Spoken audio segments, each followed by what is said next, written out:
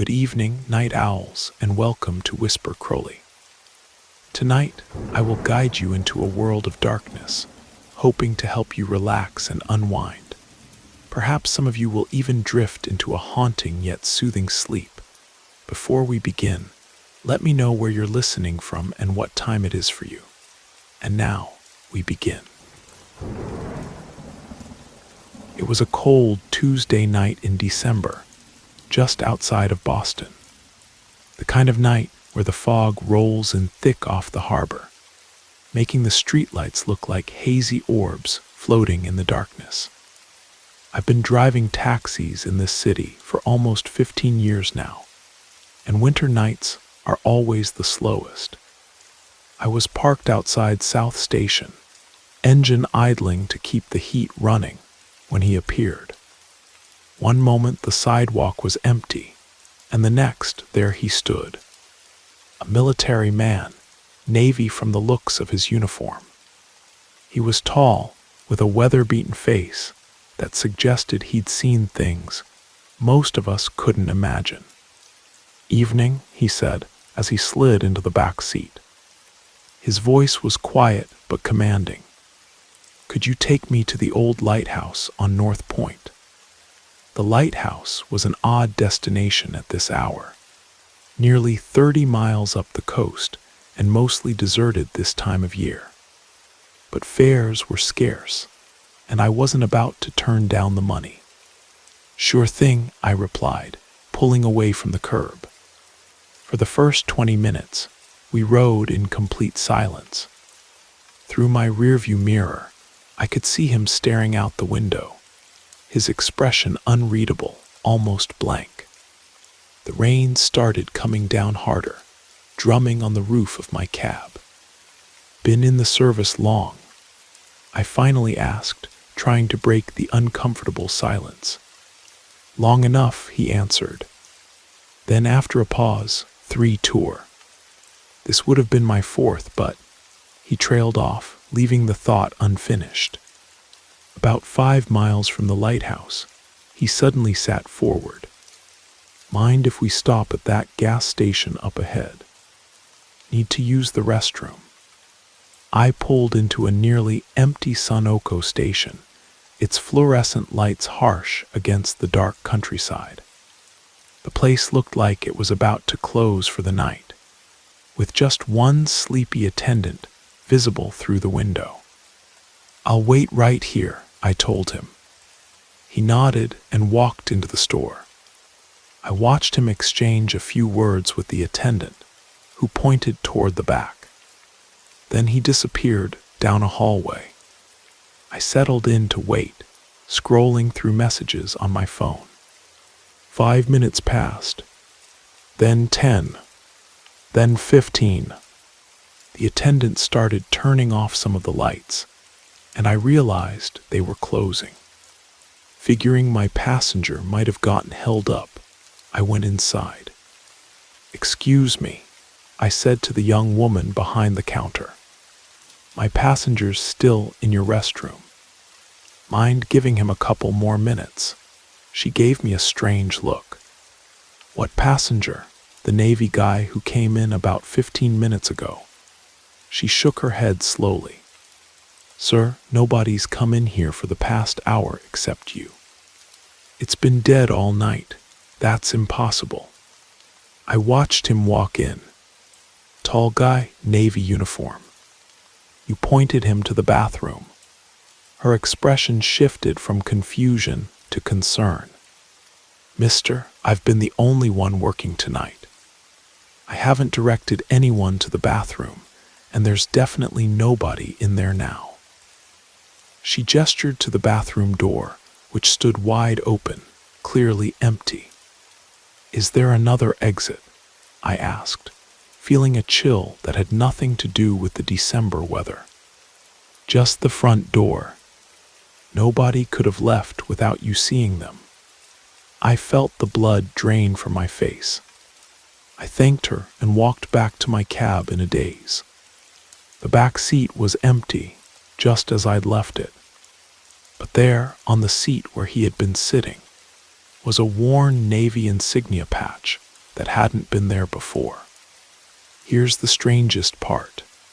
When I got home that night, I looked up the North Point Lighthouse on my computer.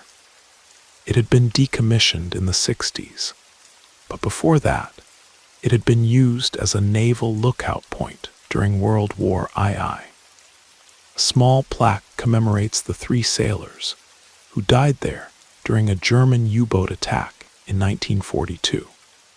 I've been driving this taxi for a decade and a half. I've seen all kinds of people come and go, but I've never again seen that Navy man, and I've never again taken a fare to that lighthouse. Some passengers, it seems, are just passing through in more ways than one.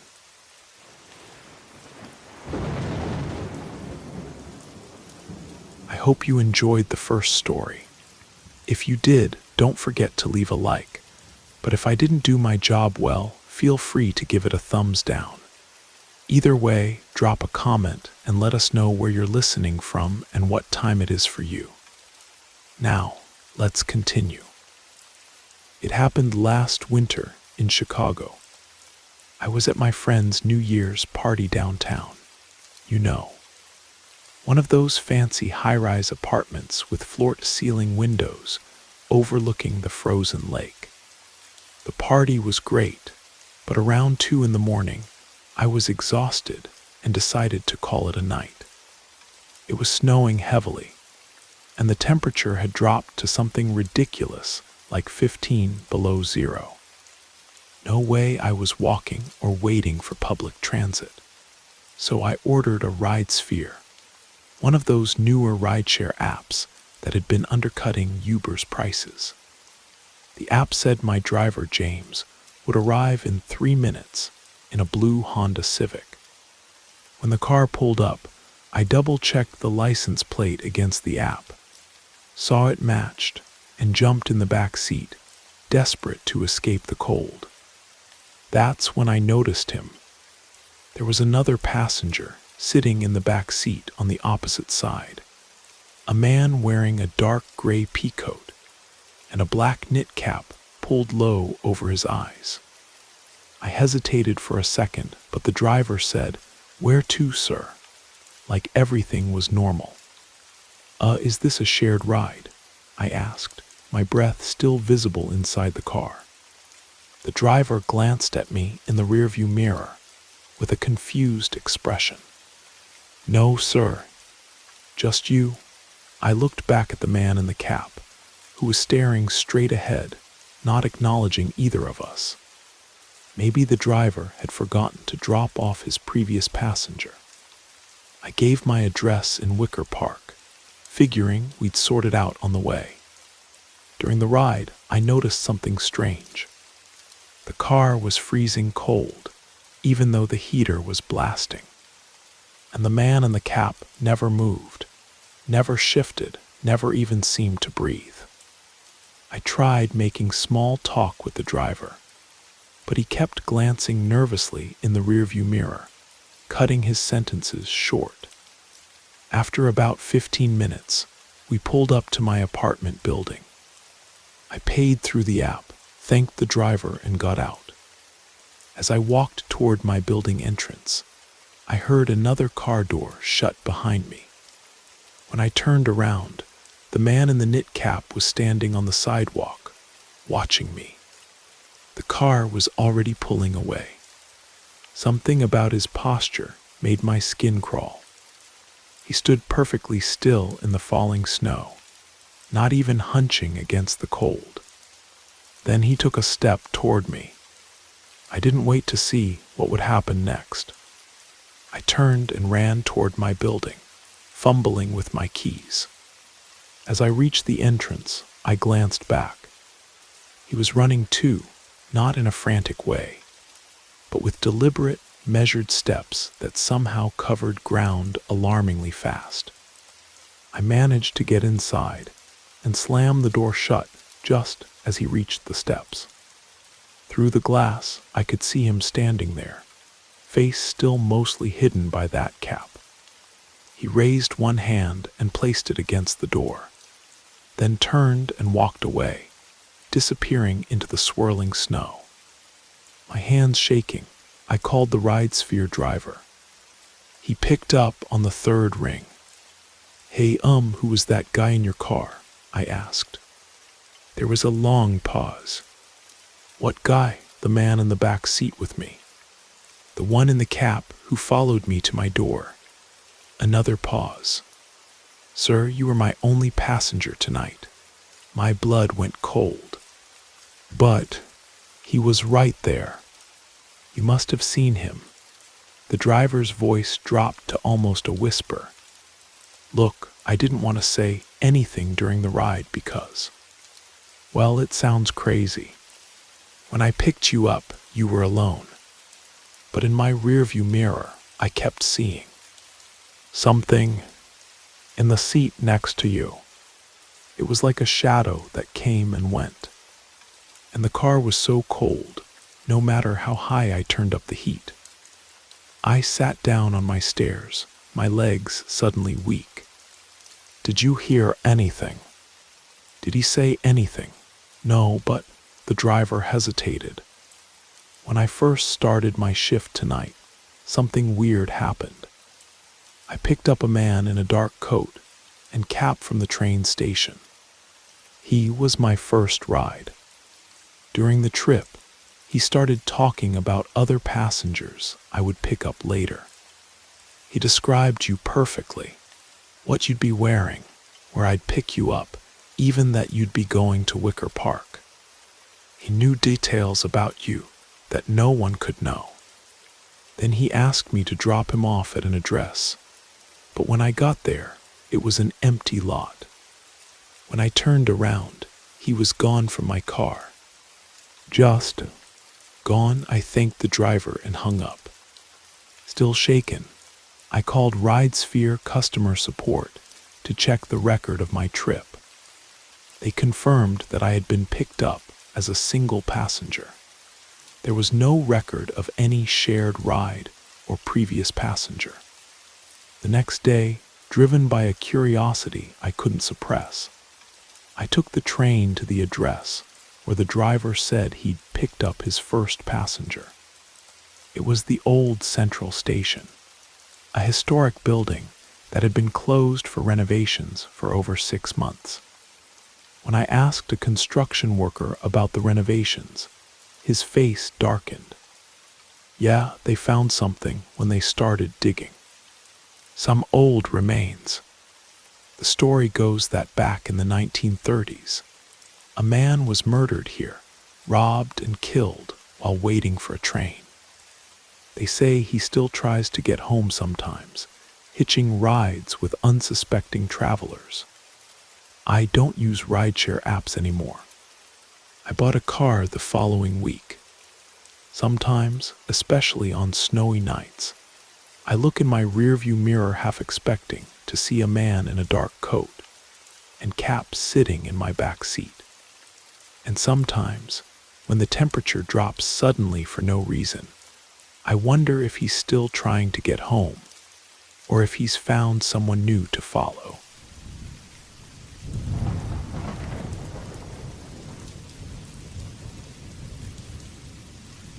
I was working nights at food fast delivery back in the winter of 1997.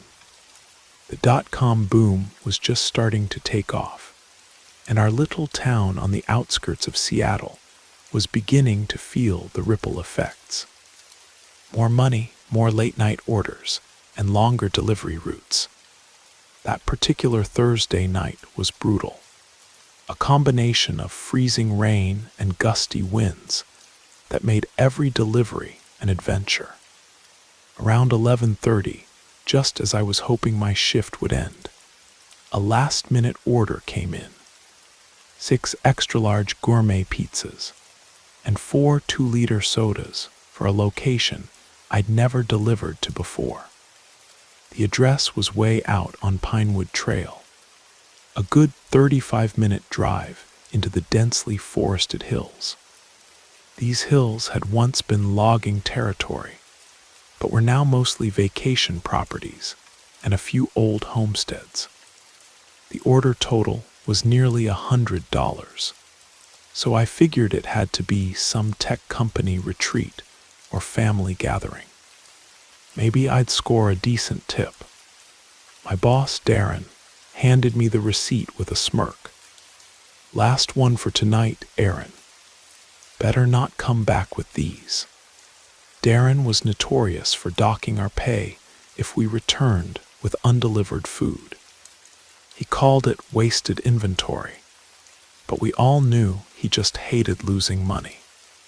The company policy stated we were supposed to attempt delivery twice before returning, but Darren often pushed us to try 3 or 4 times. I loaded the pizzas and drinks into my beat-up Honda Civic, cranked the heater, and pulled up the directions on my primitive GPS unit. The device was new technology at the time, and half the back roads weren't even programmed into it yet. I double-checked the address with a road map before heading out. The drive started normally enough, streetlights giving way to darkness as I left town. The rain intensified, pelting my windshield as the wipers struggled to keep up. The road gradually narrowed, turning from asphalt to gravel, until I was bouncing along what was essentially a forest trail. After what felt like forever, my headlights illuminated a small wooden sign, Pinewood Trail. I turned onto an even narrower path that twisted through towering evergreens. My headlights threw eerie shadows across the road, making the trees look like they were reaching for my car. Finally, I reached what appeared to be the address. It was a Victorian-style house, at least 100 years old, standing in a small clearing. The place looked both abandoned and occupied at the same time, peeling paint and overgrown gardens, but with warm yellow light glowing from several windows. What struck me as odd was the complete absence of cars or any signs of a gathering. No music, no voices, nothing to suggest 6 pizzas and 4 sodas were necessary. Just that house, alone in the woods, illuminated against the black forest backdrop. I parked and called Darren on my clunky flip phone, asking him to confirm the address. "For Christ's sake, Aaron, I don't have time for this," he barked. "Just knock on the damn door. If nobody answers, try again. I'm not eating the cost of 6 specialty pizzas because you're too scared of the dark." His words stung, but they also motivated me. I wasn't about to let him mock me for being afraid. Plus, I desperately needed this job to pay for community college. I grabbed the insulated bags and trudged through the mud toward the house. The porch steps creaked ominously under my weight. There was no doorbell, so I knocked firmly on the weathered door, trying to sound confident. No response. I waited a full minute before knocking again, louder this time. "Food delivery," I called out, my voice sounding strange and small against the vastness of the forest. Just as I was about to give up, I heard movement inside. It wasn't footsteps exactly, but a strange scraping sound, like furniture being slowly dragged across hardwood floors. The sound stopped abruptly. I knocked a 3rd time. "Hello? I have your pizza order." Silence again. But this time the silence felt intentional, like someone was deliberately not answering. My uneasiness was growing by the second. I turned to head back to my car when something caught my eye. A pale face was pressed against a nearby window, watching me. I could only make out the eyes, unnaturally wide and unblinking, staring directly at me with an intensity that sent ice through my veins. I dropped the pizza bags and ran. My heart was hammering so hard I could feel it in my throat as I sprinted back to my car, fumbled with the keys, and finally got inside. I locked the doors immediately and tried to start the engine. It wouldn't turn over. I tried again and again. On the fourth attempt, the engine finally roared to life. I slammed it into reverse, backing away from that house as fast as I dared on the muddy road. I hadn't gotten more than 50 yards when the car began to handle strangely. The steering became increasingly difficult, and there was a rhythmic thumping sound coming from below. Something was definitely wrong. I pulled over and, against my better judgment, stepped out to check. What I saw nearly made my legs give out. All 4 tires had been slashed, not just punctured, but systematically cut with long, deliberate gashes that had completely flattened them. The metal rims were already sinking into the soft mud of the road. My mind raced through the timeline. I'd only been at the door for maybe 3 minutes. 3 minutes was all it took for someone to circle my car and destroy all 4 tires without making a sound. Instead of running blindly into the woods, I got back into my car and locked the doors again. I could still see the outline of the house through the trees, faintly illuminated by the moon that occasionally peeked through the storm clouds. With shaking hands, I dialed 911. The dispatcher answered immediately, and I explained my situation as clearly as I could, trying to keep the panic out of my voice. Officers Kennedy and Martinez are about 20 minutes from your location, she assured me. Stay on the line with me and remain in your vehicle with the doors locked. Is there anyone visible outside right now? I scanned the area through my foggy windows. No, I don't see anyone, but I know they're out there. Someone slashed my tires while I was at the door. The officers are on their way, she repeated. Just stay calm. And that's when I made the mistake of checking my rearview mirror. The face from the window was now directly behind my car, staring in through the back window. In the dim red glow of my taillights, I could see it was a woman, or something that resembled a woman. Her eyes were still unnaturally wide, and now I could see her mouth stretching into a smile that was far too wide for any human face. Her teeth gleamed in the red light. But what truly horrified me was that she wasn't alone. Standing beside her was a tall, gaunt figure, a man in what looked like old-fashioned clothes, holding what appeared to be a long, curved farming implement. He was partially hidden in shadow, but I could see that his head was tilted at an impossible angle. Pure terror took over. I dropped the phone, unlocked the door, and bolted into the forest. I ran without direction, crashing through underbrush, slipping on wet leaves, my only thought to put as much distance as possible between myself and those things. I ran until my lungs burned and my legs threatened to collapse. Finally, I ducked behind the massive trunk of a fallen cedar, trying desperately to quiet my ragged breathing by covering my mouth with both hands. Minutes stretched like hours as I crouched there, soaked to the bone from the rain, listening for any sound of pursuit.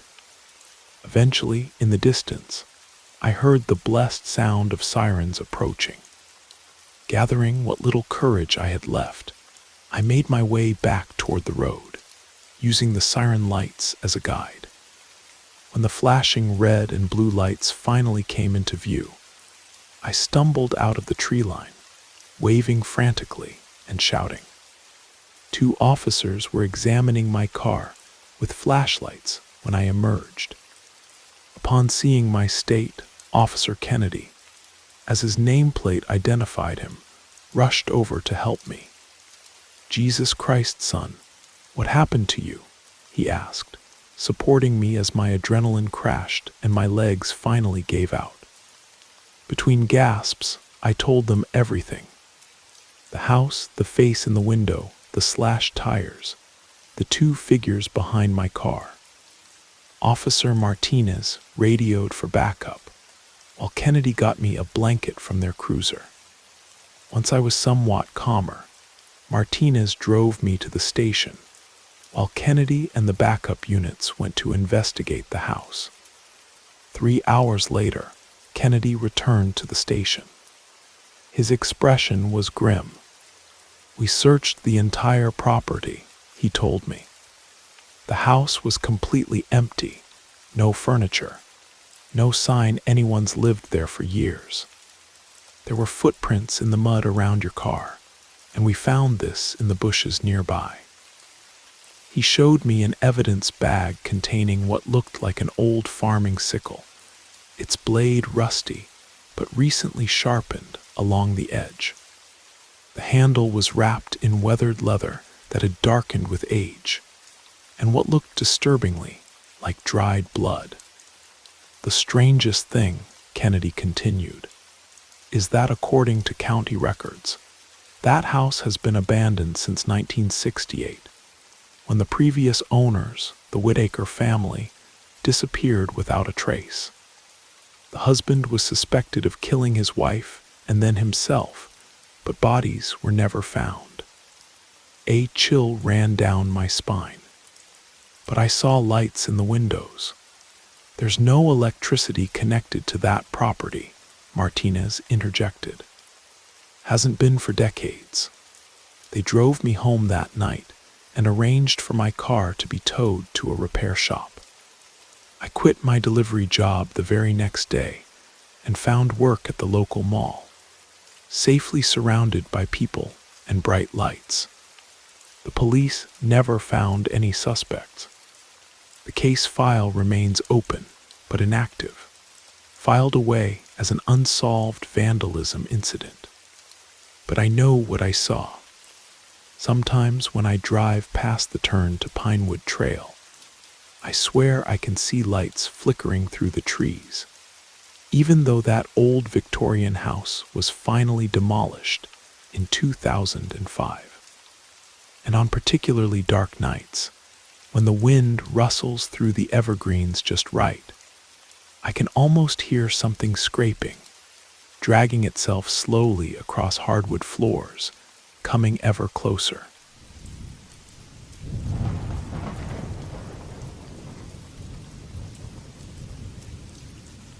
I always walked my dog at dawn in my neighborhood. It became a kind of ritual, waking up at 5 in the morning, having a cup of coffee, and going for a walk when the first rays of sun were just beginning to touch the tall pine trees around our town. Nothing interesting ever happened during these walks. I just walked around a few blocks, enjoyed the silence, and returned home to get ready for the workday. For context, I'm a 27-year-old woman living in a small mountain town in the suburbs, which tourist brochures describe as an idyllic corner of tranquility. Our town is known for its safety, with an almost zero crime rate, and in the 10 years I've lived here, I never felt afraid except for one morning. It was the end of autumn, when mornings become especially cold, and fog wraps everything around in a mysterious veil.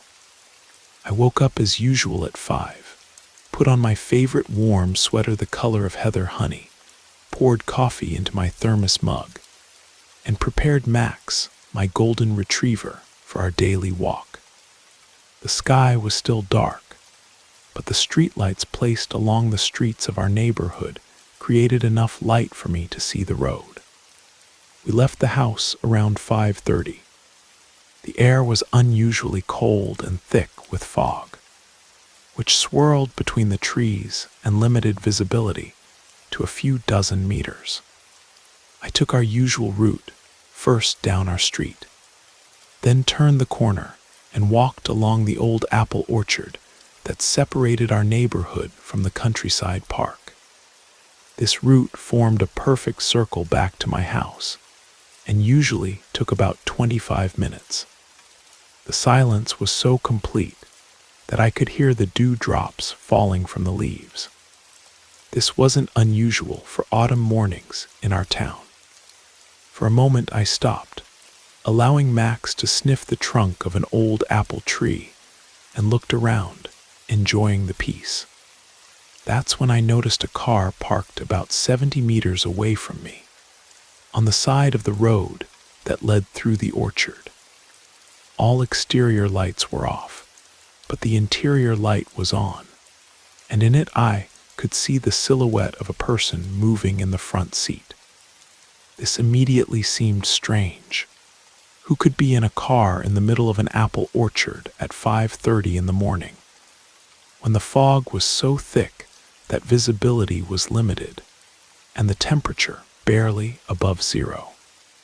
I tried not to stare, but curiosity got the better of me. The car wasn't parked near any house, and the morning was too cold and foggy for someone to just stop to enjoy the view. I wasn't alarmed, just puzzled. I gently tugged on the leash, and Max and I continued walking. As we approached the car, I saw that behind the wheel sat a man who was nervously searching through something in the glove compartment. He was energetically looking for something, scattering papers and small items. I was still trying not to look directly at him, to avoid drawing attention, when he suddenly turned his head and met my gaze. My first reaction was to look away, but then I looked again.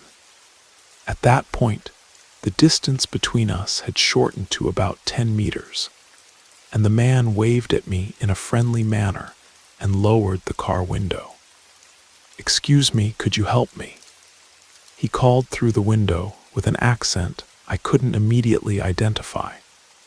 The man looked about my age, maybe a little older, with a buzz cut, and wearing a dark jacket that seemed too light for such cold weather. I asked what he needed, and he began explaining that his car had suddenly stalled, and he couldn't start the engine. He launched into technical details about the carburetor and fuel pump, using terms I didn't understand. In any case, I couldn't help him.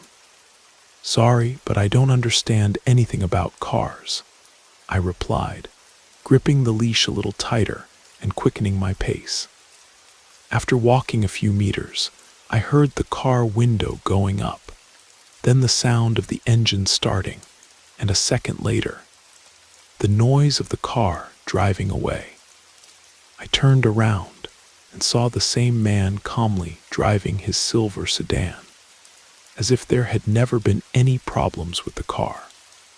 Seeing this, I felt a chill run down my spine. The man had lied about the car malfunction. After a moment of shock, I turned and walked faster, holding the leash firmly.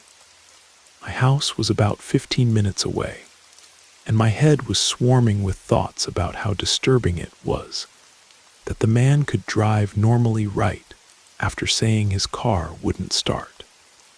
I continued walking along the orchard for about 10 more minutes until I reached the last part of the route, a narrow path that ran behind several houses and led to the back of my neighborhood. This was the darkest and most isolated part of the entire route. When I reached this section, I walked even faster, almost breaking into a run, trying to get home as quickly as possible. However, as I was passing through this dark part of the path, ahead, on the street that crossed the path at the end, I saw the same car. I could only see the front part of the car, but it was definitely the same silver sedan. It seemed to be parked in some strategic way to remain unnoticed in the fog. With my heart pounding wildly, I abruptly turned and pulled Max back, starting to run in the opposite direction. When we returned to the orchard, I chose a different path and took an alternative route home, which was much longer, but passed through well-lit streets with many houses.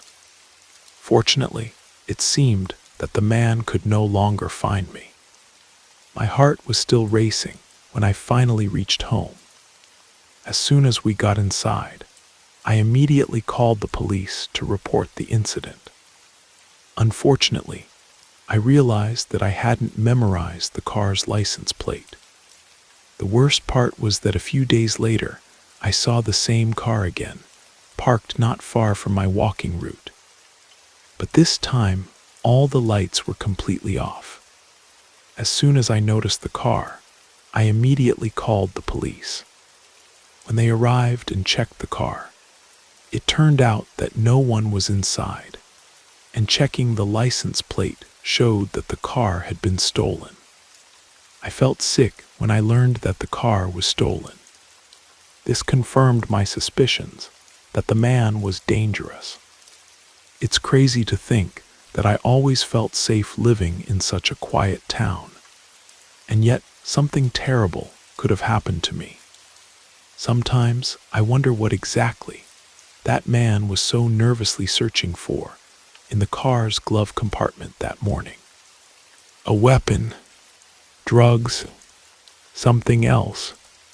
I will never know for sure what that man wanted on that foggy autumn morning, and I never want to find out. Since that day, I've changed the route for our walks with Max. Now we only go out later in the morning when there are other people on the streets, and I always carry pepper spray with me. I've also installed an app on my phone that sends my location to my sister and emergency services with one touch. But even now, when fog envelops our quiet town, I can't shake the feeling that somewhere out there, in the fog, someone might be waiting who's looking for an easy victim.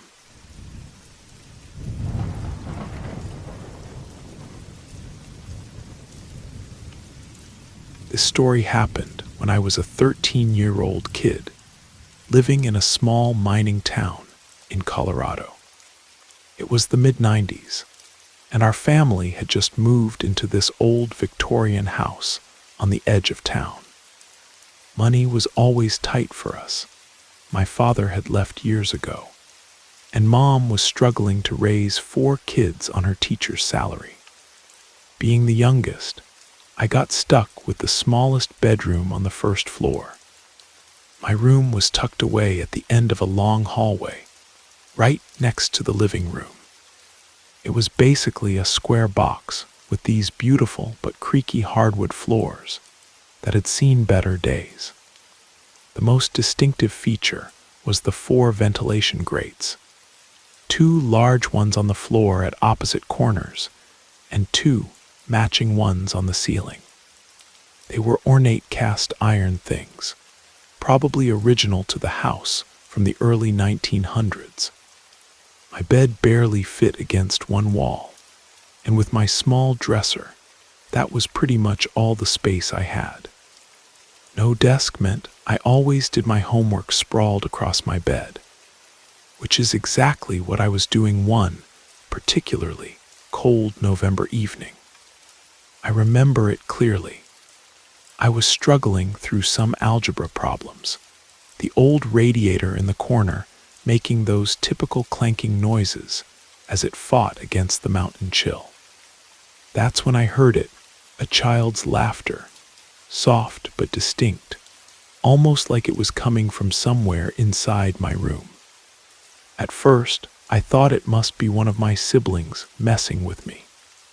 I put down my textbook and walked through the hallway, checking the living room and kitchen. Nobody was there.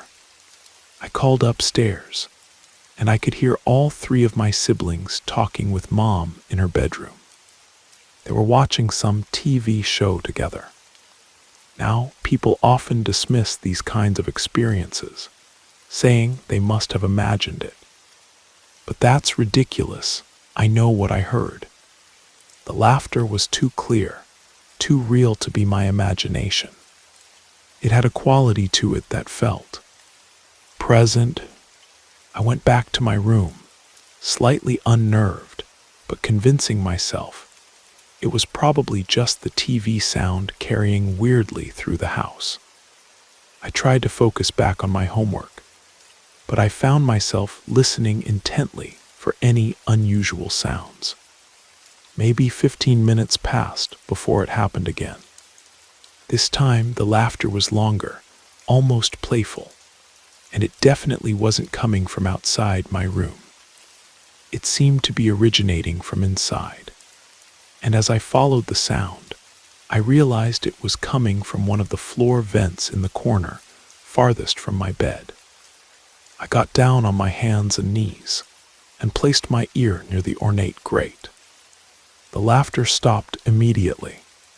For several seconds, there was absolute silence, not even the usual sounds of the house settling. The silence felt heavy, like something was holding its breath. I pulled back slightly, and then, driven by curiosity more than good sense, I positioned my face close to the grate and peered down into the darkness. My eyes took a moment to adjust, and that's when I saw them, two pale eyes staring directly back at me from the darkness below. But here's the part that still haunts me. They weren't children's eyes. They were old, knowing eyes, set in what looked like a child-sized face that was unnaturally pale. And the thing smiled at me, revealing teeth that seemed too numerous and sharp for a human mouth. I screamed louder than I ever had in my life and ran straight for my mother's room. My entire family came rushing down, but by the time we returned to my room with flashlights, there was nothing to be seen in the vents. My mother tried to convince me it was probably a raccoon or some other animal that had found its way into the heating ducts. My oldest brother suggested I was just overtired from staying up late too many nights. But I knew what I had seen, and it wasn't anything natural.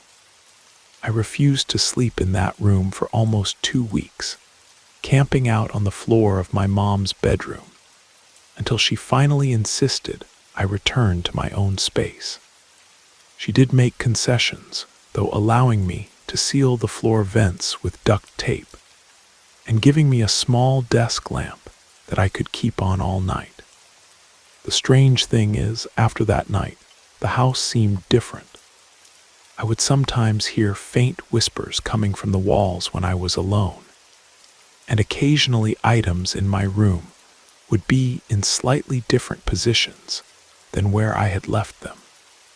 Nothing dramatic enough to prove anything supernatural, but enough to keep me on edge.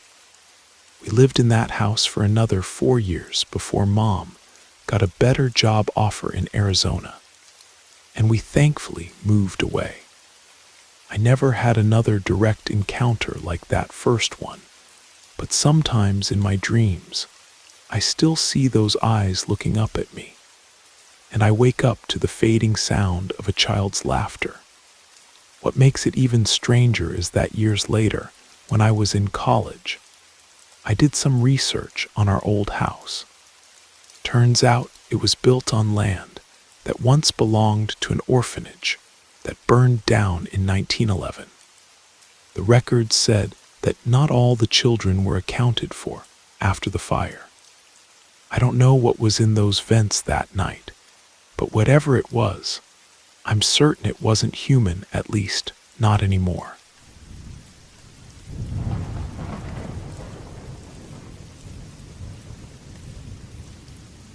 It happened during the winter of 1989. I was 32 years old and working as a traveling salesman for a pharmaceutical company. My territory covered 3 states in the Midwest, which meant endless driving through small towns and rural areas. I spent more time on the road than at my apartment in Chicago. That particular week in January was brutal. Temperatures well below freezing and forecasts of heavy snow. I was supposed to make one last sales call in a small town in northern Wisconsin before heading back home for the weekend. I'd been on the road for almost 2 weeks straight and was exhausted, but my boss was adamant about me meeting this potential client. I left Milwaukee around noon on Thursday, figuring I'd drive the 4 hours north, stay overnight somewhere, and meet the client first thing Friday morning. The drive started fine, but about halfway there, the snow began coming down harder than predicted.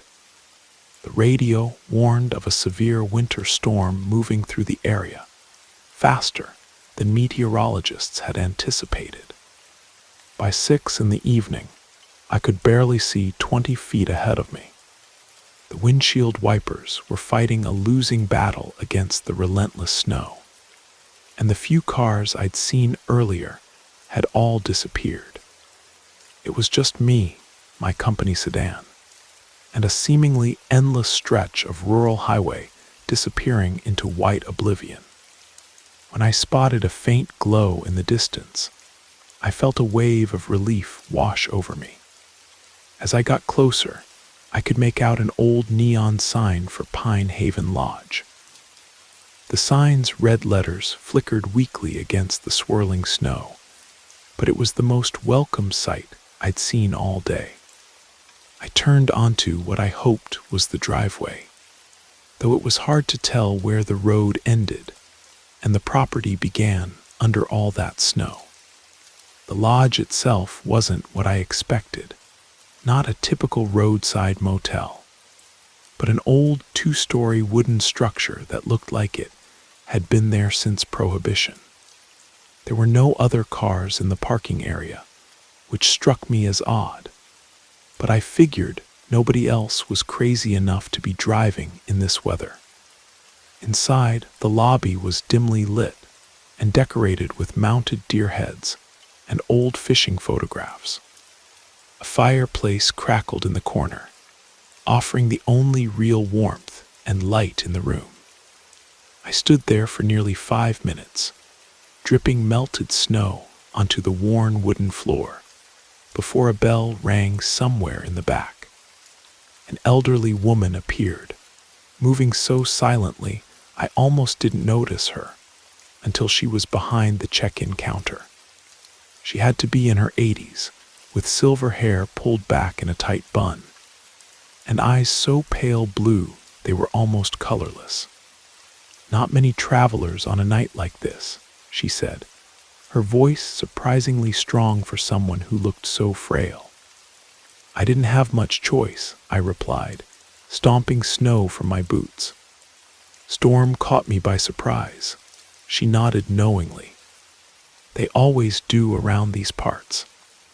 Roads will be closed by morning, I expect." That wasn't what I wanted to hear, but there wasn't much I could do about it now. The woman, who never introduced herself or asked my name, slid an actual metal key across the counter. It was attached to a heavy wooden keychain with the number 13 burned into it.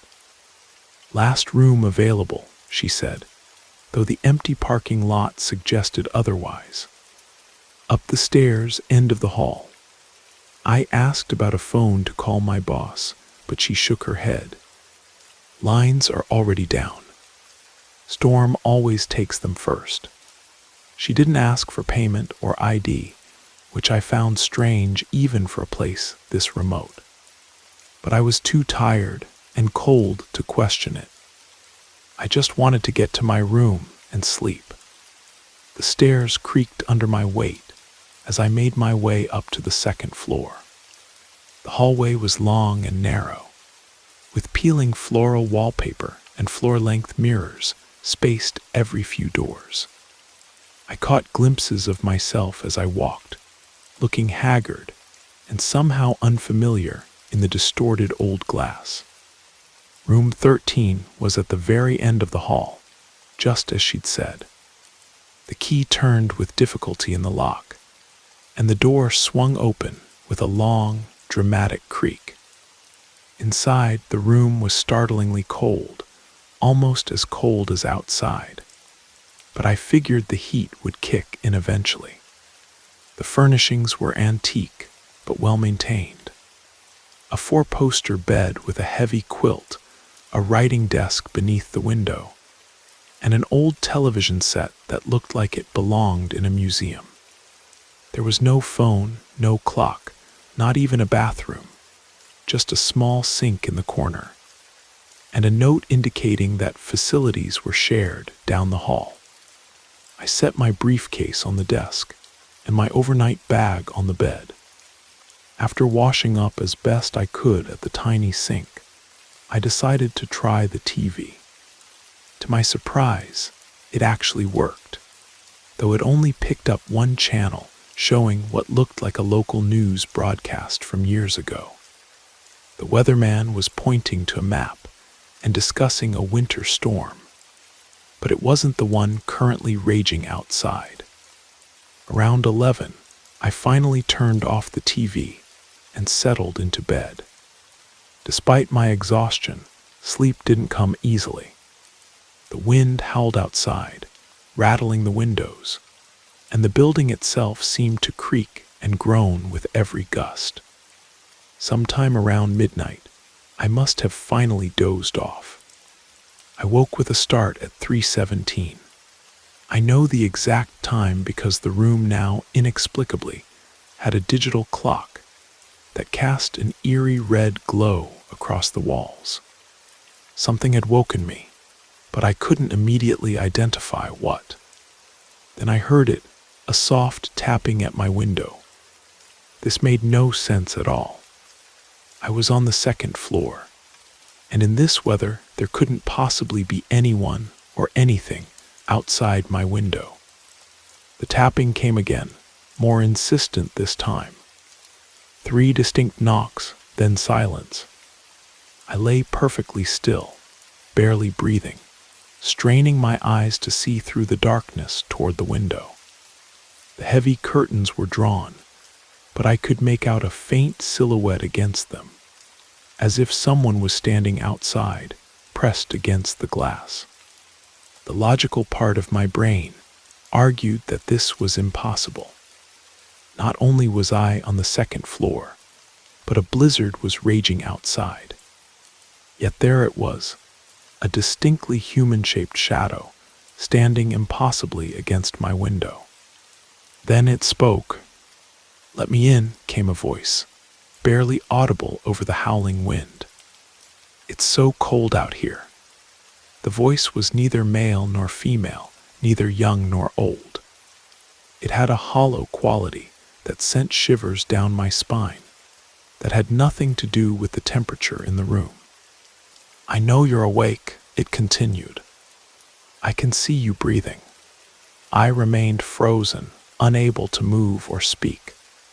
The shadow moved slightly, and I could now make out what appeared to be a hand pressed flat against the glass. The fingers were unnaturally long and seemed to bend at odd angles. "The storm won't last forever," the voice said, almost regretfully. "But I'll be waiting when you leave." I must have blacked out from sheer terror, because the next thing I knew, weak morning light was filtering through the curtains. The storm had passed, and an eerie silence had replaced the howling wind of the night before. I packed my things with shaking hands and practically ran down the stairs, not even bothering to check out. The lobby was empty, no sign of the elderly woman from the night before. Outside, the parking lot was completely empty and undisturbed. A perfect blanket of snow, with no footprints leading to or from the building, except my own from the night before.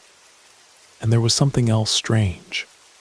No tracks or path to indicate where I'd driven in. It was as if the lodge had simply materialized around me. I got in my car, which started on the first try despite the bitter cold, and pulled out onto the main road.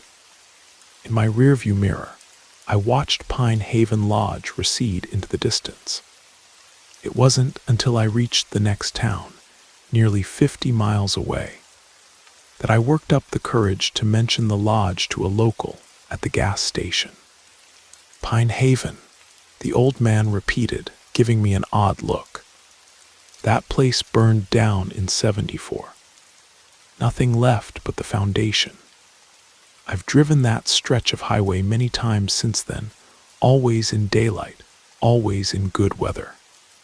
I've never seen Pine Haven Lodge again, nor found anyone who admits to knowing where it stood. The only evidence I have that it ever existed is the heavy wooden keychain with the number 13 burned into it, which somehow ended up in my briefcase. Sometimes, on cold winter nights, I think I hear tapping at my bedroom window, even though I live on the 12th floor now. And when snow is forecast, I always make sure I'm home before dark.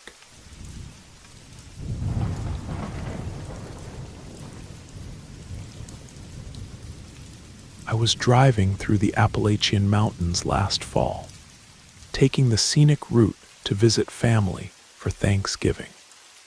The sun was already setting behind the peaks, casting long shadows across the winding road. My GPS had lost signal about 30 minutes earlier, but I wasn't concerned. I had an old paper map in the glove compartment, a relic from my father who never trusted technology. As darkness fell completely, I spotted a small cluster of lights in the valley below. It wasn't on my planned route, but I was exhausted after 8 hours of driving and decided to stop for the night. The town looked like something frozen in time.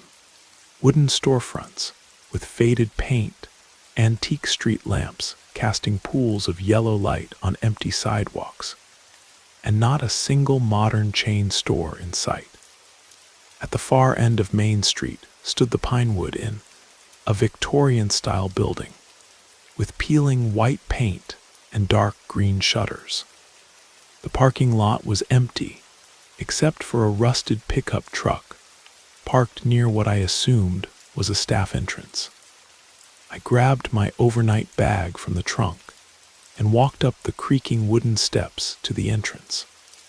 Inside, the lobby was dimly lit with outdated wallpaper, depicting forest scenes that seemed to absorb what little light came from the antique chandelier above. The air smelled of old books and pine-scented cleaner. No one was at the reception desk, which was made of heavy oak with intricate carvings along its edge.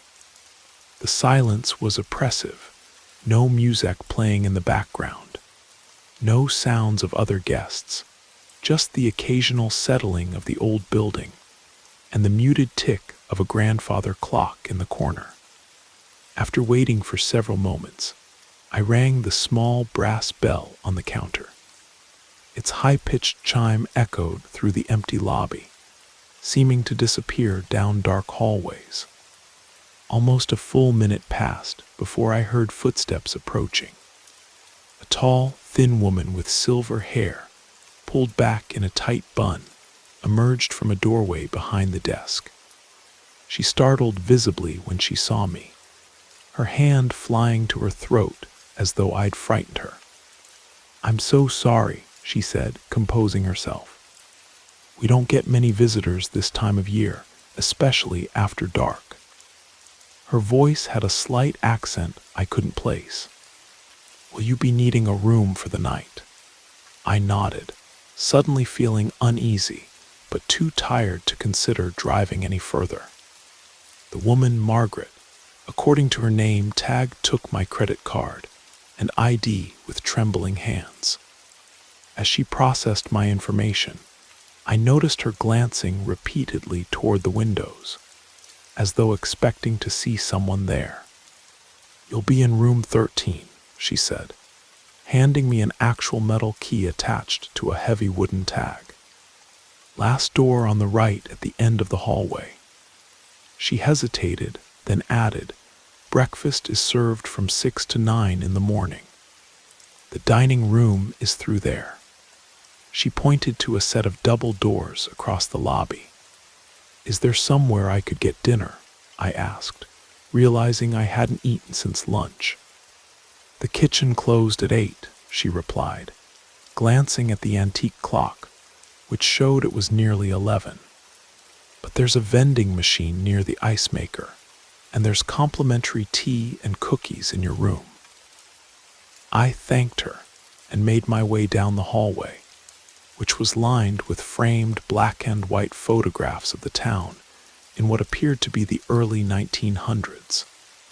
The carpet was worn thin in the center, and the floral wallpaper was faded and peeling in places.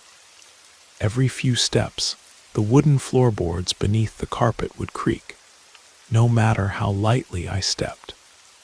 Room 13 was at the very end of the hallway, just as Margaret had said. The heavy brass key turned stiffly in the lock. Inside, the room was simple but clean. A queen-sized bed with a handmade quilt, a small desk with a ceramic kettle and a tin of cookies, a dresser with a small TV that looked at least 20 years old, and a bathroom door that was slightly ajar, revealing white tiles and a clawfoot tub. I locked the door behind me and slid the security chain into place. I didn't bother unpacking, but set my bag on the luggage rack and flopped onto the bed, pulling out my phone. No signal, of course, but I had downloaded some podcasts for the drive. I put on one about unsolved mysteries, probably not the wisest choice given my surroundings, and ate a few of the cookies, which were surprisingly good. The next thing I remember is jerking awake to the sound of loud, deliberate knocking at my door. 3 distinct raps, a pause, then 3 more.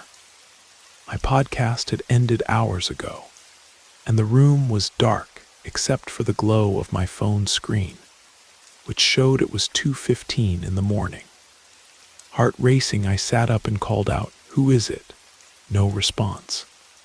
Just 3 more knocks, slower this time. I slid off the bed and approached the door cautiously. "Hello." "I'm trying to sleep." Silence. Then, just as I reached for the peephole, 3 more knocks, so forceful the door shook in its frame. I looked through the peephole, but saw only darkness. Whoever was out there must have covered it. My mouth went dry, and I stepped back, debating what to do. Part of me thought it might be Margaret with some urgent message, but why wouldn't she identify herself? "I'm calling the front desk," I bluffed, hoping my voice didn't betray my fear. The knocking stopped abruptly. I waited, listening for footsteps retreating down the hallway, but heard nothing. After what felt like an eternity, I carefully unlocked the door, keeping the security chain in place, and opened it a crack. The hallway was empty and dark, except for the dim emergency exit sign at the far end. I closed the door quickly, double-checked all the locks, and retreated to the bathroom, splashing cold water on my face. I told myself it was probably just some drunk guest who had the wrong room, or perhaps the old building was playing tricks on me. I was too unsettled to go back to sleep immediately, so I took a hot shower, hoping it would calm my nerves. By the time I got back into bed, it was nearly 3, and exhaustion finally pulled me under. The second time it happened, I was deep in sleep. The knocking was different, rapid, desperate, like someone in a panic. I jolted awake in total darkness. The power had gone out, and my phone was dead. The red numbers on the bedside clock were blank. For a moment, I didn't know where I was. The knocking came again, and something about its urgency made me get up. I fumbled through the darkness, banging my shin on the edge of the desk, and made it to the door. This time I didn't call out. I pressed my ear against the wood and listened. Nothing, not even breathing. Against my better judgment, I unlatched the security chain and opened the door fully. The hallway was pitch black, the emergency exit sign no longer illuminated. I stepped out, straining to see anything in the darkness. "Hello," I called, my voice sounding small in the emptiness. A cold draft swept past me, and I heard what sounded like footsteps retreating down the hall, not the sound of shoes on carpet, but something heavier, like bare feet on the wooden boards beneath. I hurried back into my room, but before closing the door, I had the distinct feeling someone was watching me from the darkness at the end of the hall. I slammed the door shut, locked it, and pushed the desk chair under the handle for good measure. Sleep was impossible now. I sat on the edge of the bed, watching the door until the first gray light of dawn seeped through the thin curtains. As soon as it was light enough to see, I packed my bag and headed to the front desk, intending to check out immediately. The lobby was empty again. I rang the bell several times before Margaret appeared, looking as though she hadn't slept at all. Her eyes were ringed with dark circles, and her silver hair was loose around her shoulders. "I need to check out," I said, trying to keep my voice steady. Someone was knocking on my door in the middle of the night, twice. And then the power went out. Margaret's face paled. "The power didn't go out, sir." She glanced at the grandfather clock, which was ticking normally. "And there couldn't have been anyone knocking at your door." "What do you mean?" I asked, a chill running down my spine. She hesitated, then said, "You were our only guest last night. The inn is empty except for you and me." My mouth went dry. "That's impossible." I heard knocking, loud knocking, and footsteps in the hallway. Margaret's eyes darted toward the window again, then back to me. "This happens sometimes," she said quietly, "especially in room 13. That's why we don't usually rent it out, but with the storm coming, I thought you would prefer to be inside rather than driving." "What storm?" I asked, but just then a flash of lightning illuminated the lobby, followed by a crack of thunder that seemed to shake the building to its foundation. "You should leave now," Margaret said urgently, "before the roads flood." She pushed a receipt across the counter without asking for payment. I was about to press her for more information when the front doors burst open, and a sheriff's deputy hurried in, dripping with rain. "Margaret," he said, nodding to the woman. Then he turned to me. "Are you the owner of the blue sedan parked outside?" I nodded, suddenly afraid of what he might tell me. "You need to move it right away. The creek's rising fast, and that lot will be underwater in an hour." He looked me up and down. "You passing through or staying?" "Passing through," I said quickly. "I was just leaving," the deputy nodded. "Follow me out. I'll guide you to the highway." He turned to Margaret. "You should think about closing up for a few days, Maggie. They're saying this could be as bad as the flood of '72. I followed the deputy outside, where the sky had turned an ominous dark green. Rain was coming down in sheets, and the wind whipped it sideways, soaking me in seconds. As I hurried to my car, I glanced back at the inn and froze. In the window of room 13, a figure stood watching. A tall, gaunt silhouette that was clearly not Margaret. I couldn't make out any features, just the impression of someone unnaturally still, observing my departure. I drove behind the deputy's cruiser for almost 20 minutes, through increasingly heavy rain and winds that threatened to push my car off the narrow mountain road. When we finally reached the highway, he pulled over and rolled down his window. "Follow this road east," he shouted over the storm. "You'll hit Asheville in about an hour. Don't stop in White Pine again." "White Pine?" I asked, confused. "Is that the name of the town back there?" The deputy gave me an odd look. It was. Town's been abandoned since the mine collapse in 1972. 53 people died. The Pinewood Inn is the only building still standing. He paused. Margaret's sister owned it. She keeps it open in her memory. But Margaret said Margaret's sister was named Margaret, he interrupted. Local legend says she never left the inn, even after death. He tapped his hat. "Drive safe now." Before I could respond, he pulled away, disappearing into the rain. I checked the news later that day. A major storm had indeed hit the region, causing significant flooding. 3 days later, when the waters receded, authorities announced that the historic Pinewood Inn had finally collapsed after standing vacant for more than 50 years. I never told anyone what happened that night. Who would believe me? But sometimes, when I'm drifting off to sleep, I hear 3 distinct knocks on my bedroom door, and I never, ever answer.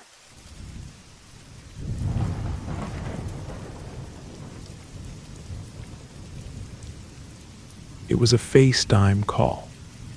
I don't know why, but I answered. It was late at night, and I was alone in my apartment.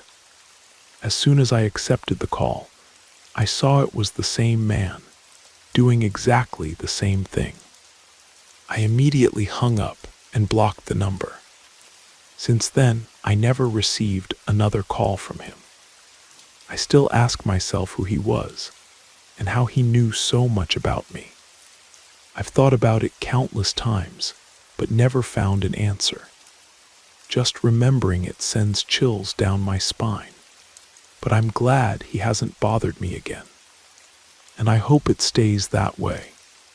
Back in 2008, when smartphones were just becoming popular and social media was still finding its footing, I spent a lot of time at the internet cafe near my college campus.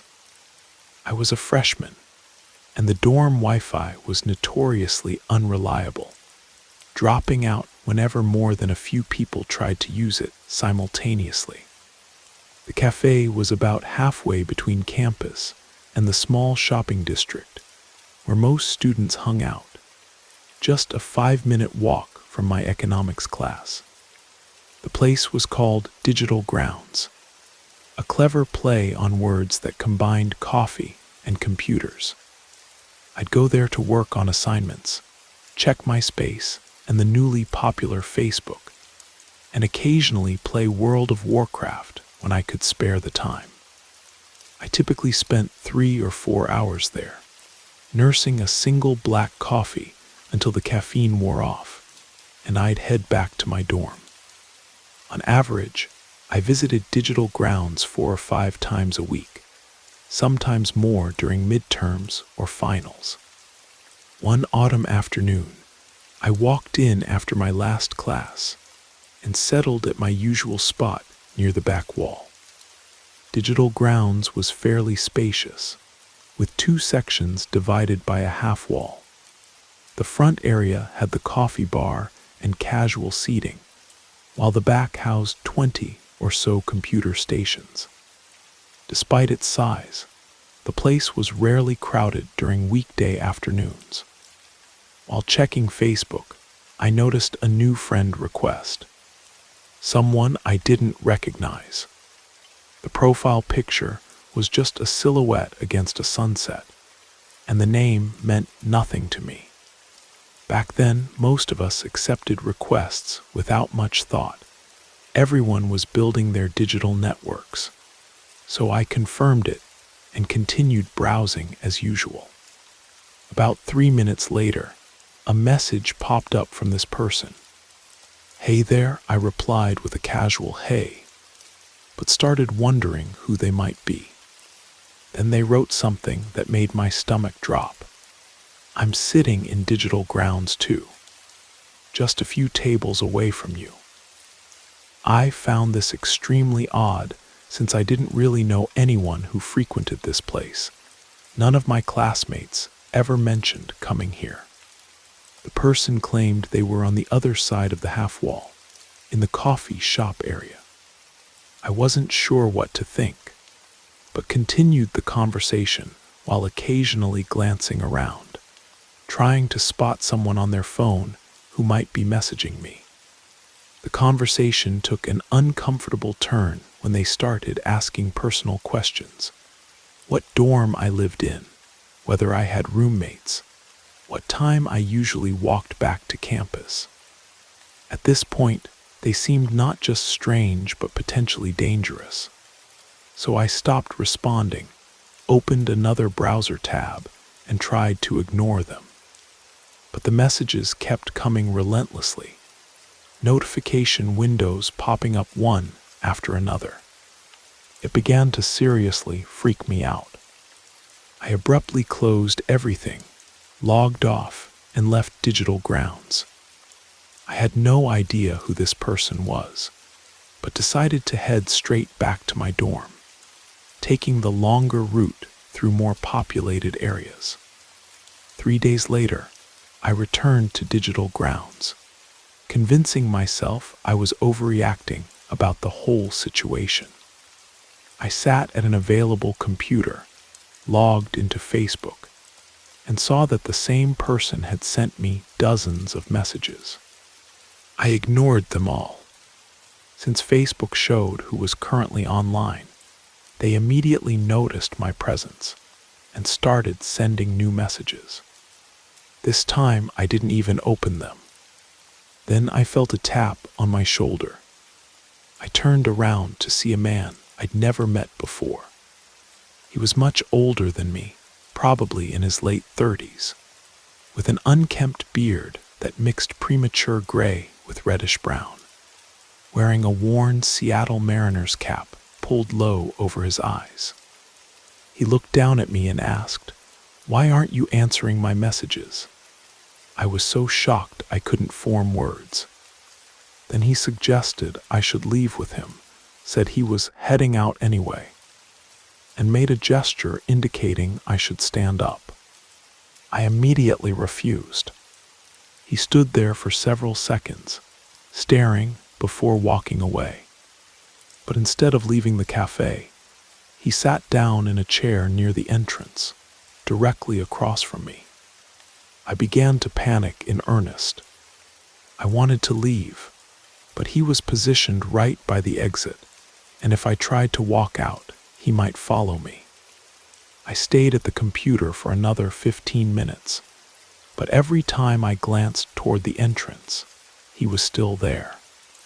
And frequently, he was staring directly at me. Then I remembered my new iPhone. My parents had insisted I get one for safety when I started college. I called my roommate, Matt, and explained what was happening, asking if he could come meet me. Fortunately, he had just finished basketball practice and was already heading toward the shopping district with some teammates. Matt arrived with 3 of his friends about 12 minutes later. When they walked into Digital Grounds, I finally felt safe. As we approached the exit, the man stood up and moved aside, but maintained eye contact with me the entire time. Once outside, Matt called campus security on his phone and reported what had happened. They contacted the local police, who came to take a statement. The cafe owner reviewed the security footage and identified the man as someone who had been coming in frequently over the past few weeks, always during my usual hours. The police issued a no trespass order against him for Digital Grounds, and campus security added extra patrols around my dorm for the next few weeks. I eventually returned to my routine at the cafe, though always with friends, and thankfully never saw him there again. But the strangest part of the story happened 2 years later. I had transferred to a university on the opposite coast and had all but forgotten about the incident. One night, my phone lit up with a FaceTime request from an unknown number. I was half asleep and answered without thinking.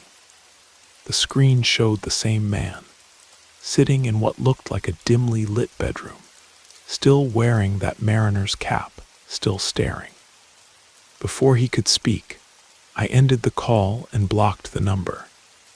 To this day, I have no idea how he got my new number or why he fixated on me. Sometimes I wonder if he's still out there, looking for new people to follow. The thought still makes my skin crawl, but at least there haven't been any more calls.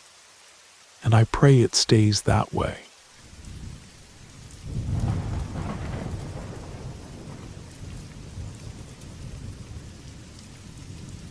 I was 21, and my younger brother was 16. Mom and Dad had asked me to pick him up from a late-night gaming tournament at one of those new VR arcades downtown. This was back in the winter of 2019, before everything shut down. The event was about 15 minutes from our house in the suburbs, but with the snowfall that night, I figured it might take longer. The tournament was being held at Digital Dreamscape, one of those massive warehouse conversions that had become popular for esports events. I'd never been inside myself, but my brother said it was always packed for these tournaments, with hundreds of people crowding in to watch players compete on massive screens. I arrived around 11:30, finding a parking spot in a dimly lit area about 3 blocks from the venue. The snow was coming down harder now, muffling all sound in that eerie way winter storms do. I texted my brother the location of my car, a blue Honda Civic, and settled in to wait. The street was mostly deserted, though I could see the glow of the arcade's neon signs in the distance. While scrolling through my phone, I cranked up the heat and watched the windshield slowly fog around the edges. About 20 minutes passed before I heard the crunch of footsteps in snow approaching my car. Thinking it might be my brother, I glanced up, but the rearview mirror showed a tall figure in a heavy winter coat walking directly toward my driver's side window. The stranger knocked on my window, ice crystals falling from his gloved hand. I lowered the window just a crack, letting in a blast of frigid air. "Can I help you?" I asked, immediately regretting opening the window at all. "Hey man, my car won't start, battery's dead from the cold," he said, his breath making clouds in the frozen air. "I need someone to help me push it out of the snowbank." "It's just around the corner." I hesitated. "Sorry, I'm waiting for my brother. He'll be here any minute." "Come on, it'll take 2 minutes." "I'm freezing out here," he insisted, stomping his feet for emphasis. Something about the way his eyes darted around made my skin crawl. "I really can't leave. Maybe try the arcade. There must be someone there who can help." His friendly demeanor changed instantly. "Just get out of the damn car," he growled, low enough that I barely heard him over the heater fan.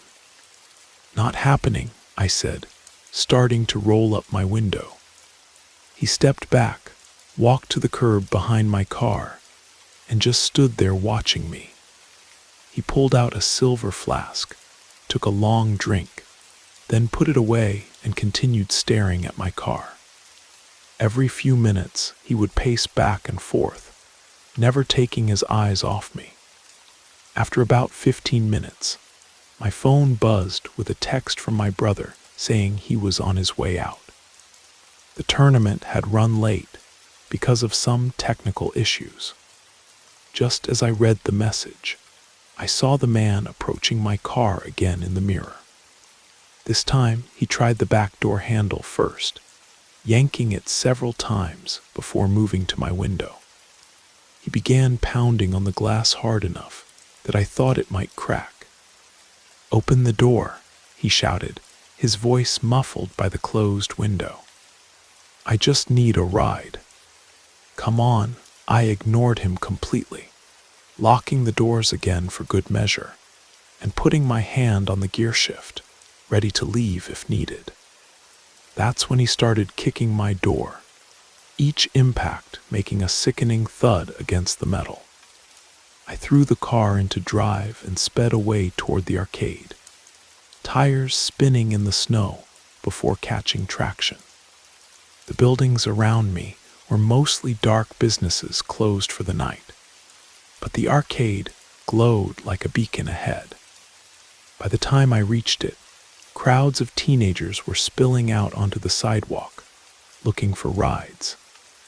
I called my brother while circling the building, telling him to meet me at the front entrance immediately.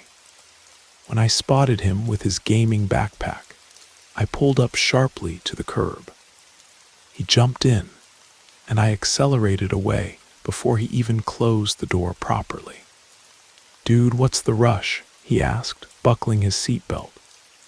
"Some creep was harassing me while I was waiting," I explained, checking my mirrors constantly. He tried to get me to leave the car, then tried forcing his way in. "Seriously, did you call the cops?" "No time," I said, turning onto the main road heading out of downtown. What should have been a quick exit became a nightmare when we hit unexpected construction. 3 lanes merged into one, creating a bottleneck of cars trying to leave downtown after various events. We were stuck, moving just a few feet every couple of minutes. That's when I saw him again. Somehow he'd made his way to this main road, maybe following my car, maybe just coincidence. He was walking along the sidewalk next to the line of cars, looking into each vehicle as he passed. My blood turned colder than the air outside when our eyes met through the window. His face changed from searching to found, a disturbing smile spreading across his features as he immediately altered course and headed straight for us. I was trapped between a concrete barrier and the car in front of me, with nowhere to go. He approached my window again, this time tapping it almost politely with a metal object I couldn't quite make out in the darkness. "Just one ride," he said loudly enough for me to hear. "That's all I'm asking." My brother was now fully aware of the situation and started recording with his phone while I honked the horn repeatedly. Other drivers joined in, creating a cacophony that drew the attention of a traffic cop managing the construction zone. The man noticed the approaching officer and quickly slipped between 2 cars, disappearing into an alley between buildings. The traffic finally started moving, and I drove well above the speed limit once we cleared the construction. The entire drive home, I kept checking the rearview mirror, convinced I'd see his face again. We made it back safely, but I parked in the garage that night instead of the driveway and made sure every door was locked. The creepiest part: 3 days later, I was getting coffee at a shop more than 20 miles from where the incident happened. While waiting for my order, I glanced outside to check on my car, and there he was, standing across the street, staring directly at me through the window. The moment our eyes met, he smiled and walked away. I haven't seen him since, but I still check my backseat before getting into my car, even all these years later.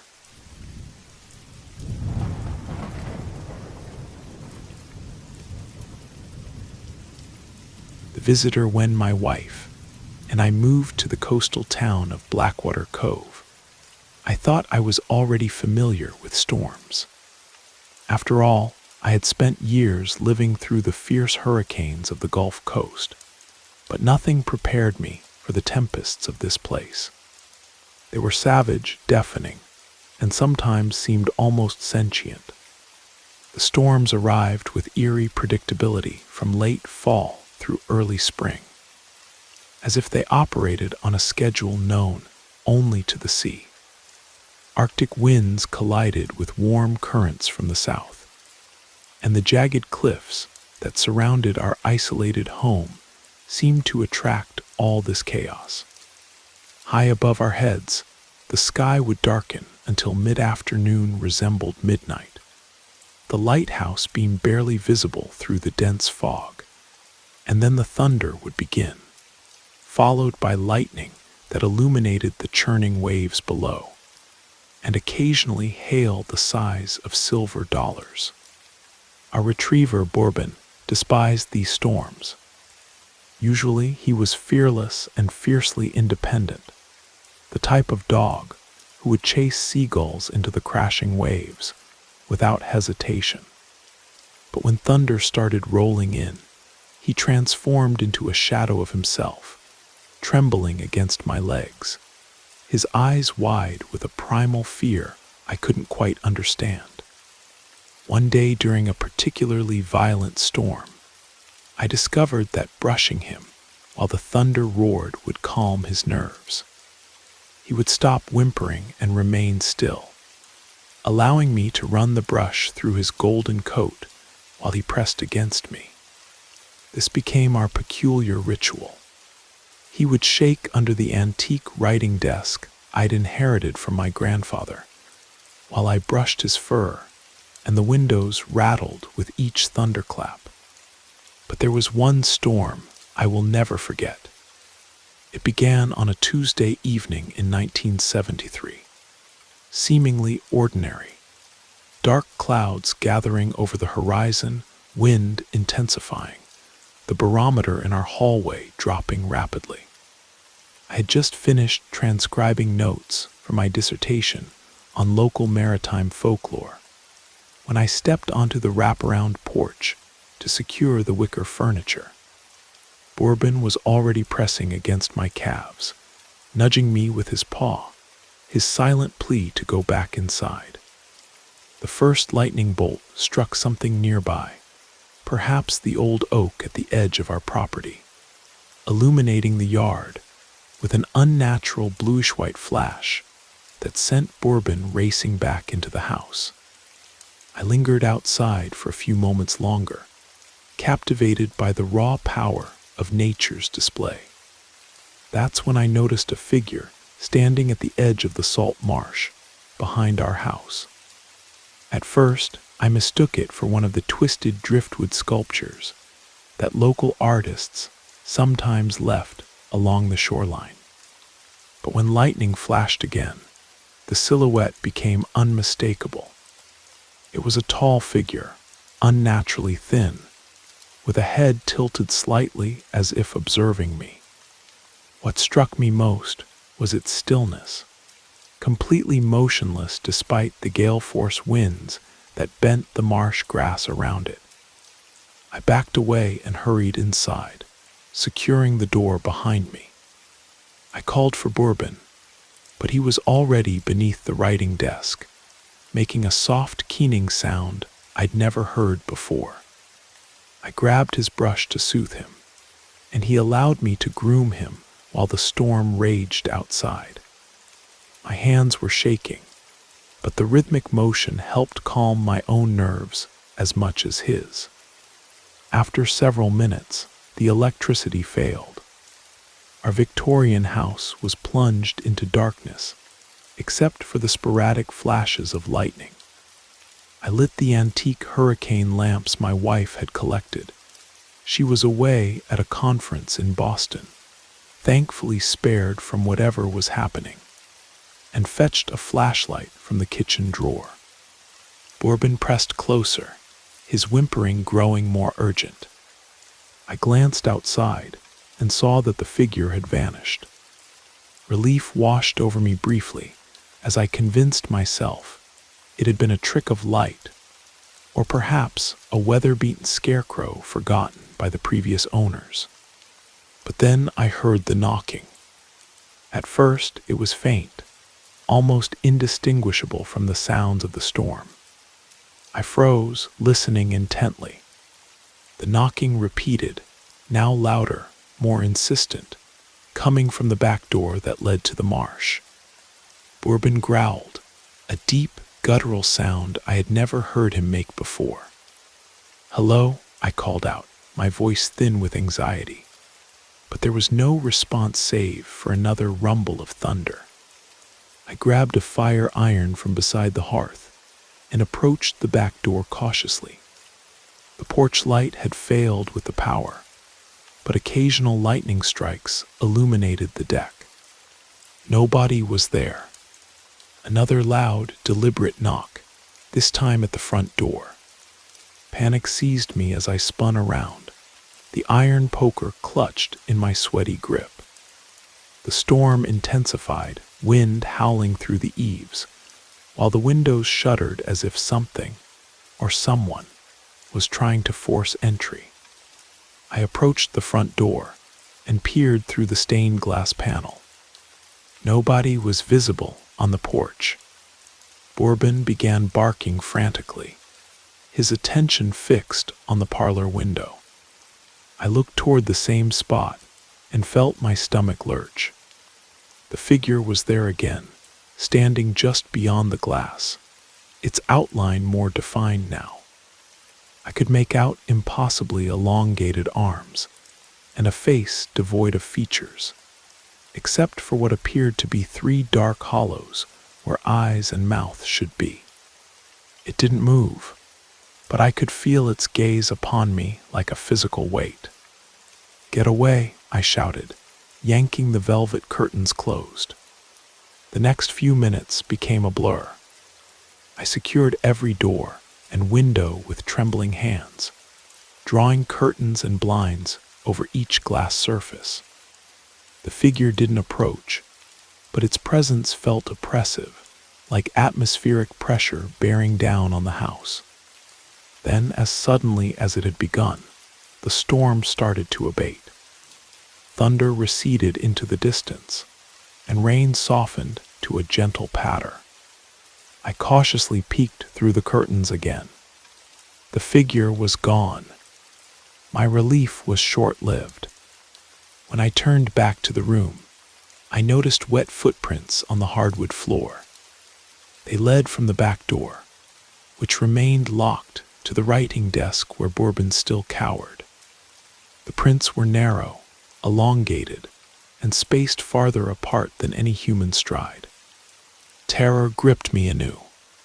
I gathered Bourbon into my arms, grabbed the flashlight and fire iron, and retreated to the bedroom, locking ourselves inside. The night stretched endlessly. Every creak of the old house sent my heart racing. I remained awake, clutching the iron poker until dawn's pale light filtered through the curtains. The next morning revealed no signs of forced entry, no broken locks or opened windows. The footprints had dried into faint, dusty outlines that I scrubbed away furiously, trying to convince myself it had all been an elaborate nightmare fueled by isolation and the stories of shipwrecked souls I'd been researching. But I know it wasn't. It wasn't the storm that had terrified Bourbon that night. It was something else, something I still cannot explain. What troubles me most, even now, decades later, is what I found the following week while developing photographs I'd taken of the marsh for my research. In the background of one image, almost imperceptible against the tall grass, stands a thin figure with its head tilted slightly. And in our bedroom, sometimes when the storms come, I still hear soft knocking, not from any door or window, but from inside the walls themselves. And sometimes, I swear I can hear it whispering my name.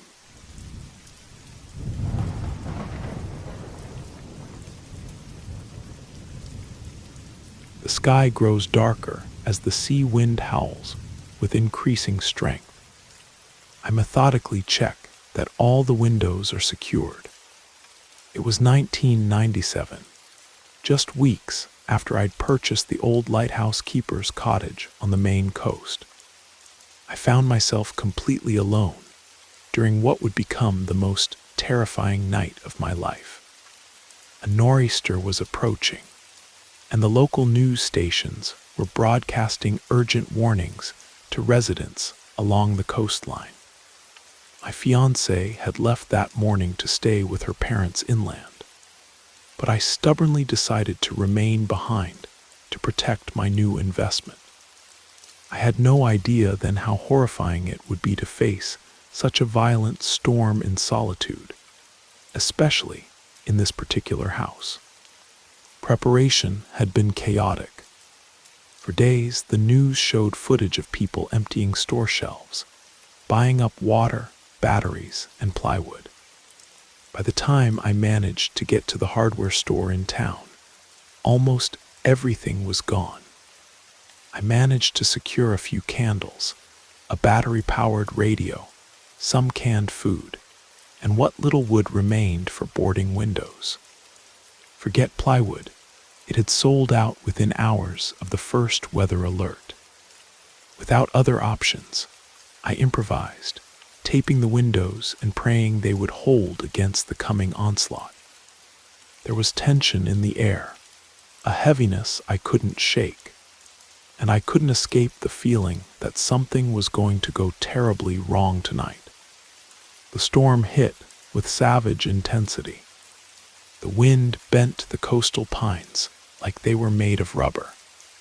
Rain lashed against the windows with a sound like thousands of tiny fingernails tapping simultaneously, while thunder crashed ever closer. The power failed around 7:30, plunging me into near darkness, save for the flickering candlelight that barely kept the shadows at bay. At first, I wasn't afraid, telling myself this was just another storm, like countless others I'd weathered before. But as the night deepened, something shifted. The sound of the wind took on an almost human quality, like a distant wailing. Every creak of the old cottage seemed unnaturally amplified, and every noise sent chills down my spine. And then I heard it. At first, it was a faint sound, nearly drowned out by the storm. I thought it might just be the wind, but then it came again, a low, mournful moan, as if someone were in pain. It didn't sound natural. My heart began to race, and I froze in place, straining to listen. The sound grew louder, and with a sickening realization, I understood it was coming from inside the house. I grabbed my flashlight and swept the beam around the living room. Shadows danced across the walls, but nothing seemed out of place. I tried to convince myself it was just my imagination, heightened by isolation.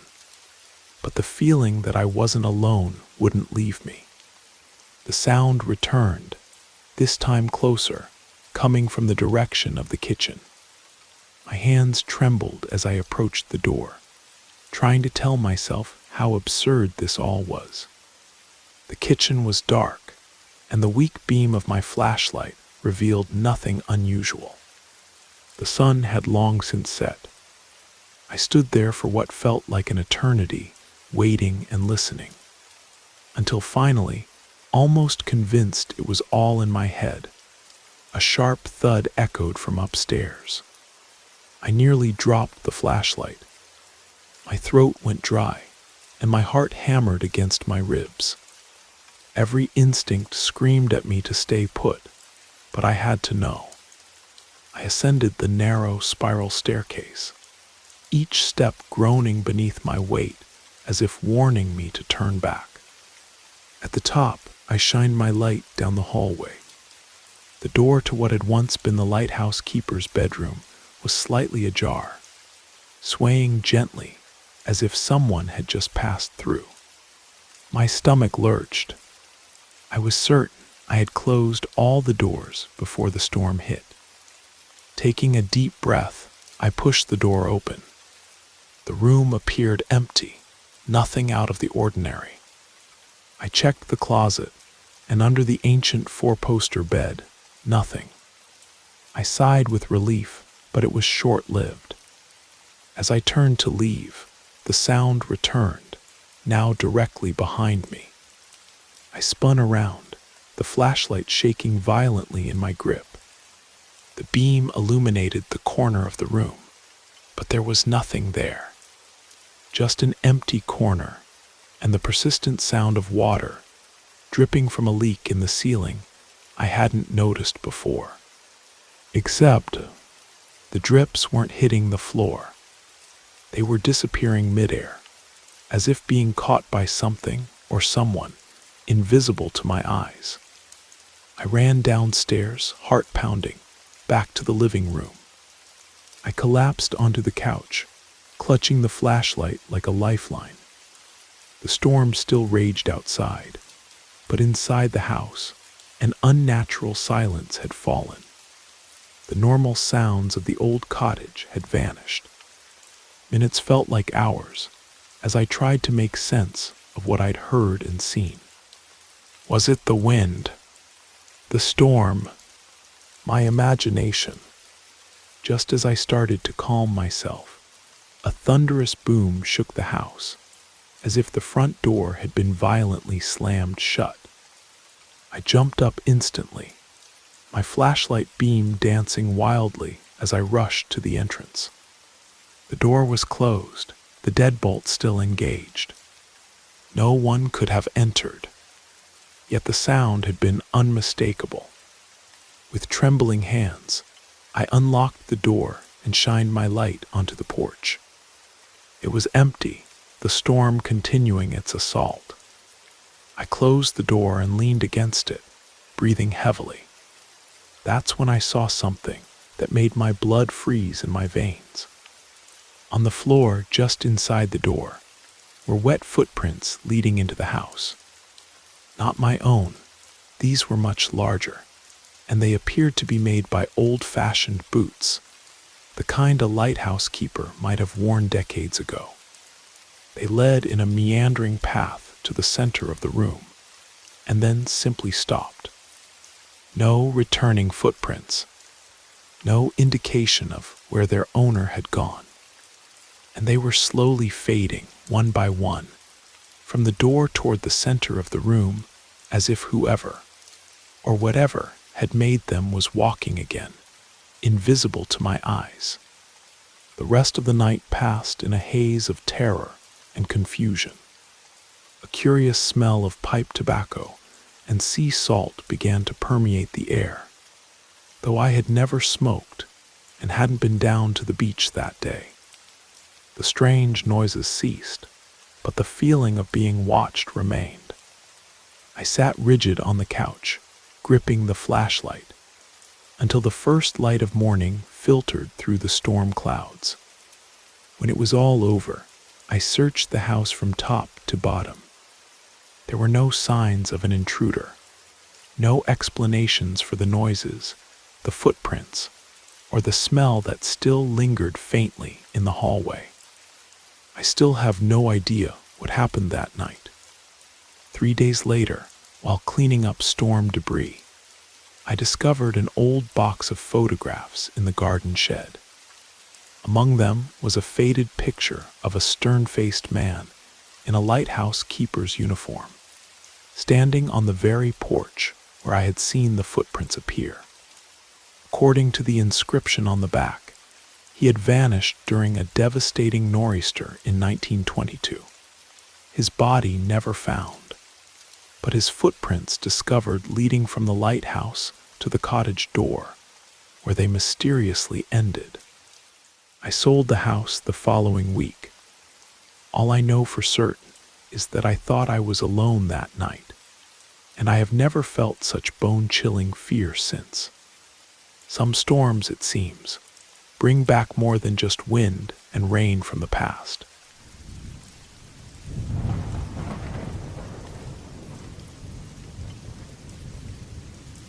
When I was 17, I earned pocket money by pet sitting in my small suburb outside of Portland. There was something special about spending time with animals instead of people.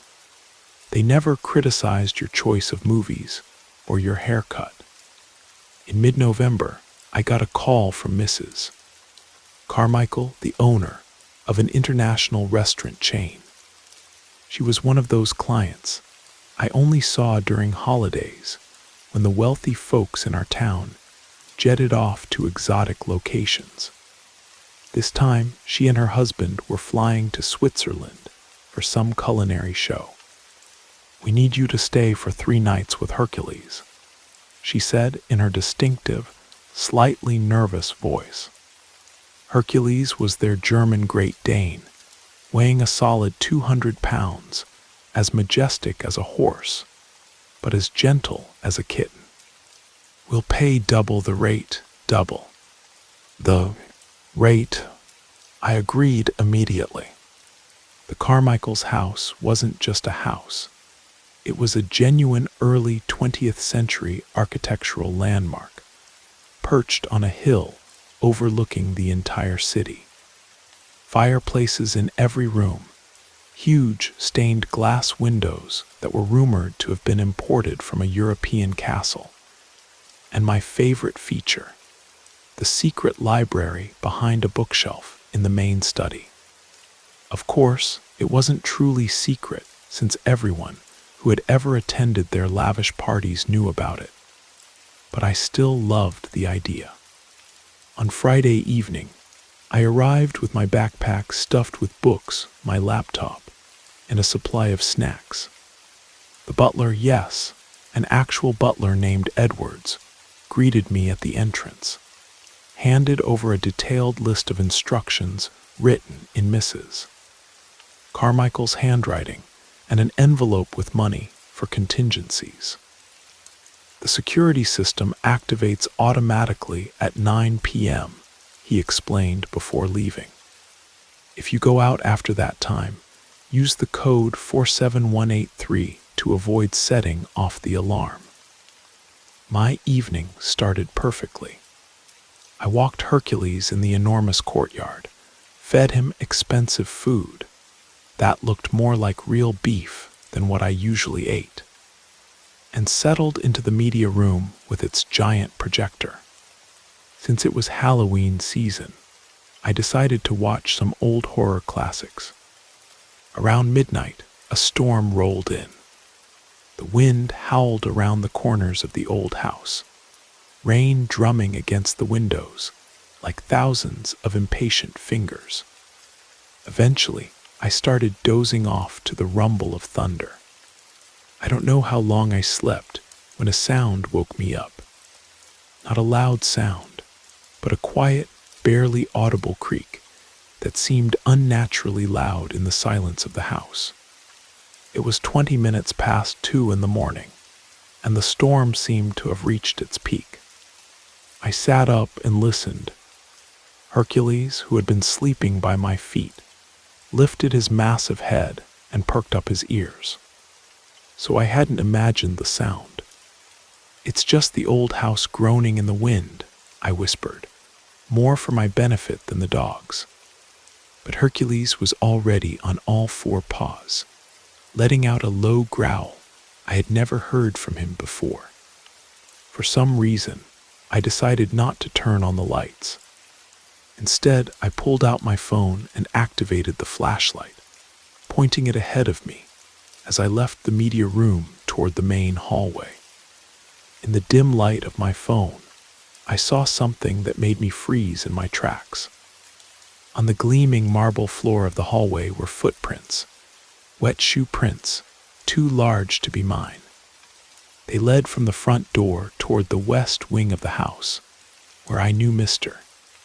Carmichael kept his antique collection. My heart rate accelerated. Playtime was over. Someone had broken into the house. I whispered a command for Hercules to stay behind me, though he seemed more ready to confront the stranger than I was. My brain worked quickly, weighing options. Call the police now. But if I started talking, the intruder would hear me. Hide, but I couldn't leave the Carmichael's house unprotected. With a courage I didn't feel, I followed the footprints, trying to step as quietly as possible. Hercules followed me, his enormous body tense with protective instinct. The footprints led to Mr. Carmichael's study. The door was ajar, and I could see a beam of light dancing inside, a flashlight moving around the room. Then I heard a sound whispering. Someone talking on a phone. Yes, I'm inside. The alarm was deactivated. I don't know, they must have forgotten to turn it on. Yes, the safe is exactly where you said it would be. That voice sounded oddly familiar, but I couldn't place where I knew it from. In that moment, I realized I had forgotten one important fact. Edwards had said the security system activated automatically, but the intruder said it had been deactivated. How was that possible? Suddenly, a loud clap of thunder sounded, and the lights in the house flickered. For a moment, we were in complete darkness, and then the emergency lighting came on, dim red lights along the floor that gave the house an eerie appearance.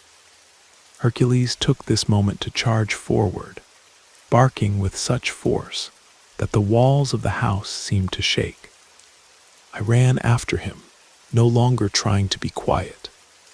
When I reached the study, I saw a man in black clothing trying to fend off a 200-pound German Great Dane determined to protect his home. When he turned around, I saw his face in the dim light and was shocked. Edwards, the butler, froze, his face contorted with anger and fear. You weren't supposed to be here, he said with a foreign accent I hadn't noticed before. You were supposed to leave after walking the dog. That was the plan. What plan? I asked, trying to keep my voice steady even though my knees were shaking.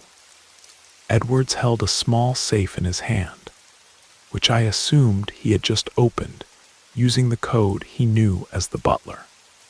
A plan you'll never find out about. Suddenly, he threw the safe at me, forcing me to instinctively catch it while he made a dash for the door. But Hercules was faster. The massive dog leaped, intercepting the butler on his way out and pinning him to the floor with his weight. Edward struggled, but was powerless against the determined dog. Holding the safe in one hand, I found the light switch and turned on the lights. Then I pulled out my phone. I'm calling the police, I said, and it wasn't a question. You don't understand, said Edwards, his British accent completely gone, replaced by something that sounded Eastern European.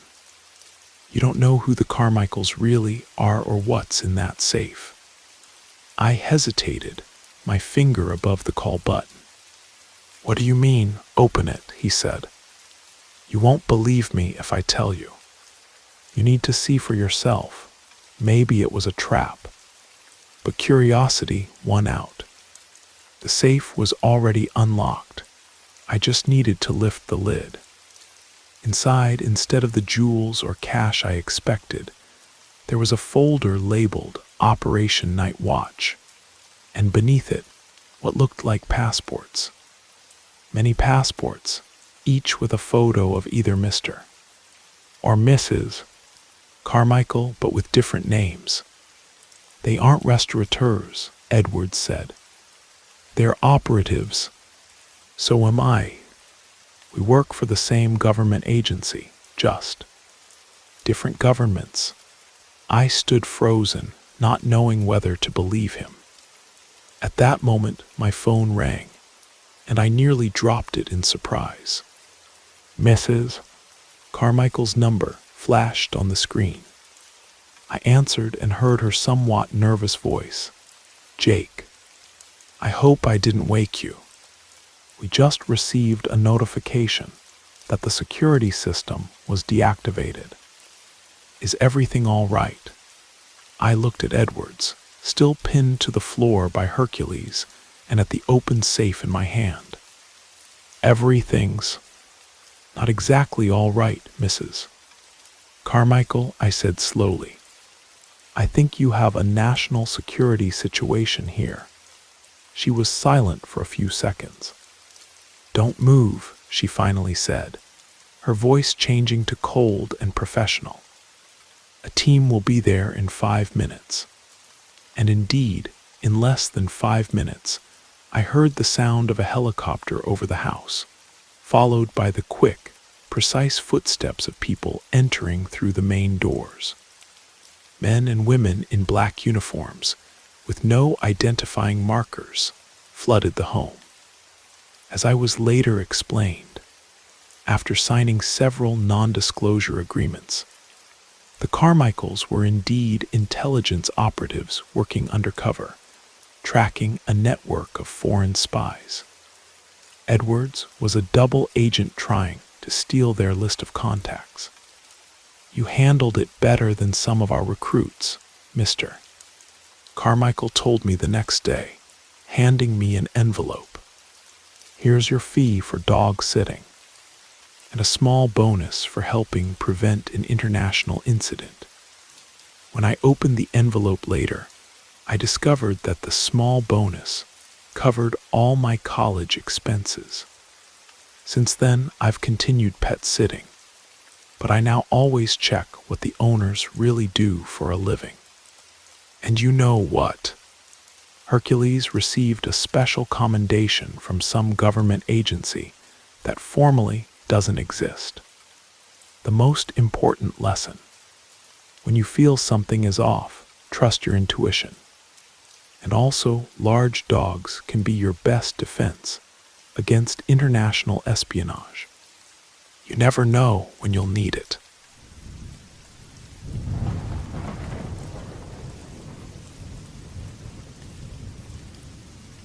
It was the winter of 2011. I was in my junior year of college, working as a night babysitter to pay for my tuition and textbooks. The economy was still recovering from the recession, and jobs were scarce, especially in our small coastal town in Maine. For about 6 weeks, I had been watching a 4-year-old girl named Lily every Thursday night. Her parents, the Morgans, were polite but somewhat reserved. They would usually leave around 7 in the evening, and I'd stay until midnight or so. All I needed to do was make sure Lily stayed asleep and was safe until they returned. Simple enough. That particular night in January was exceptionally cold. A thin layer of snow covered the ground, and the forecast warned of more to come. I arrived at the Morgans' isolated house, a beautiful Victorian home at the end of a winding road, just before 7. Mrs. Morgan greeted me at the door, her breath visible in the frigid air. Lily's already asleep, she said, pulling on her gloves. We shouldn't be too late tonight, perhaps around 11. I never asked where they went every Thursday night so consistently. Once Mr. Morgan mentioned something about a support group in the city, maybe grief counseling, or something similar. It wasn't my business to pry. After they left, I set my backpack down in the entryway and did my usual sweep of the house, checking doors and windows, making sure everything was secure. The old house creaked and groaned against the winter wind, a sound I'd grown accustomed to. I settled into the armchair in the living room with my laptop. They always told me, make yourself at home, watch TV, Help yourself to anything in the kitchen. But typically, I just browsed the internet, occasionally checking on Lily. Less than an hour after they left, my phone rang. It was Mrs. Morgan, her voice slightly distorted by what sounded like wind. "Did you just call me?" she asked, confusion evident in her tone. "No," I replied, equally puzzled. "I'm still at your house. I haven't made any calls." She explained that she'd received a call from an unknown number, but when she answered, there was only silence on the other end. She thought perhaps I was trying to reach her from a different phone due to poor reception. "Everything's fine here," I assured her. "Lily's sleeping soundly." "All right then," she said after a pause. "Must have been a wrong number." I didn't think much of it at the time, figured she was just being cautious. I checked on Lily again, finding her peacefully asleep clutching her stuffed rabbit, then returned to the living room. About 30 minutes later, as I was watching a documentary on my laptop, headlights illuminated the front windows. The light filtered through the partially open blinds, casting long shadows across the room. At first, I assumed it was a neighbor returning home.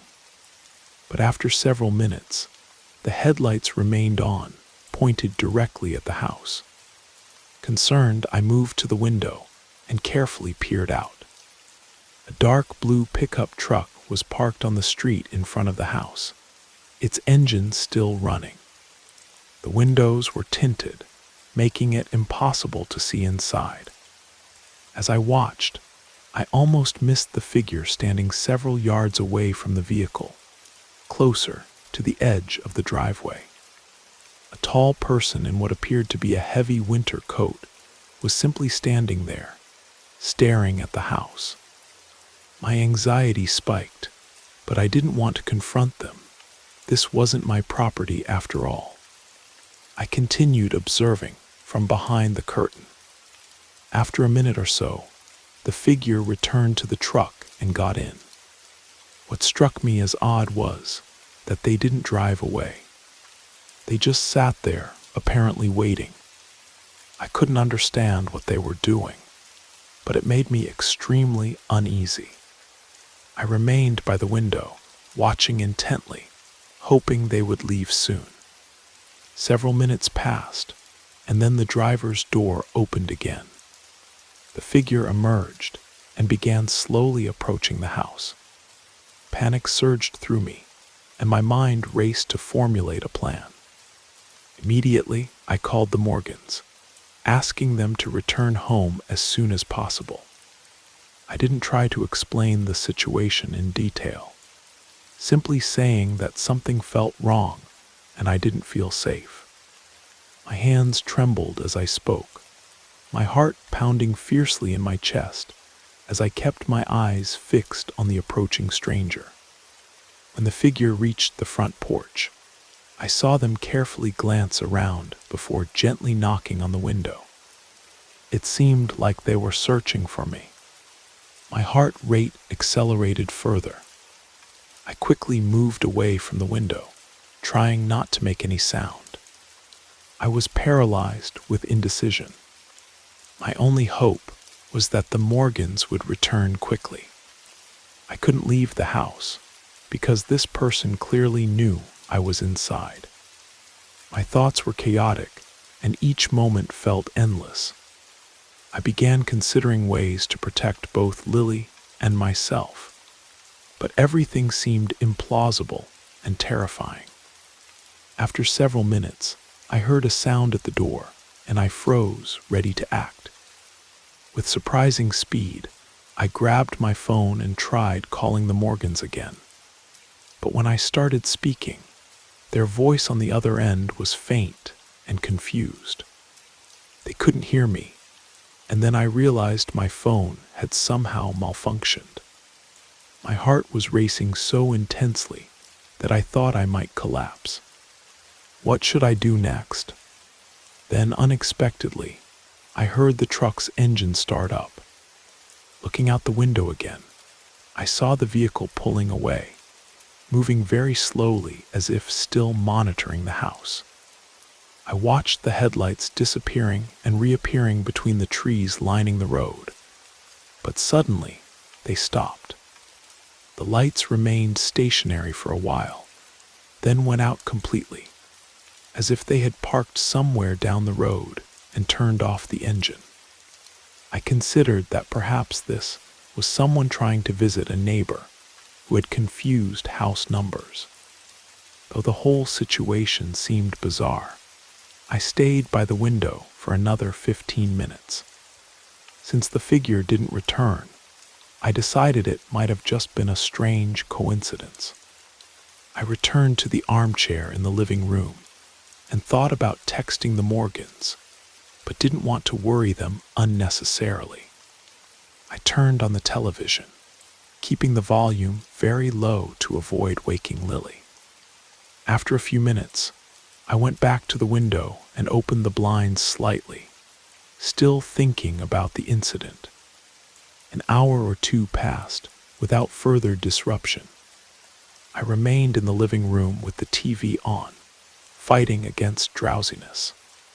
My eyelids grew heavy, and I noticed I was drifting off with my eyes half open and my mind disconnected. In this semi-conscious state, I heard a faint sound like a scraping noise. It didn't fully wake me, but then I heard it again.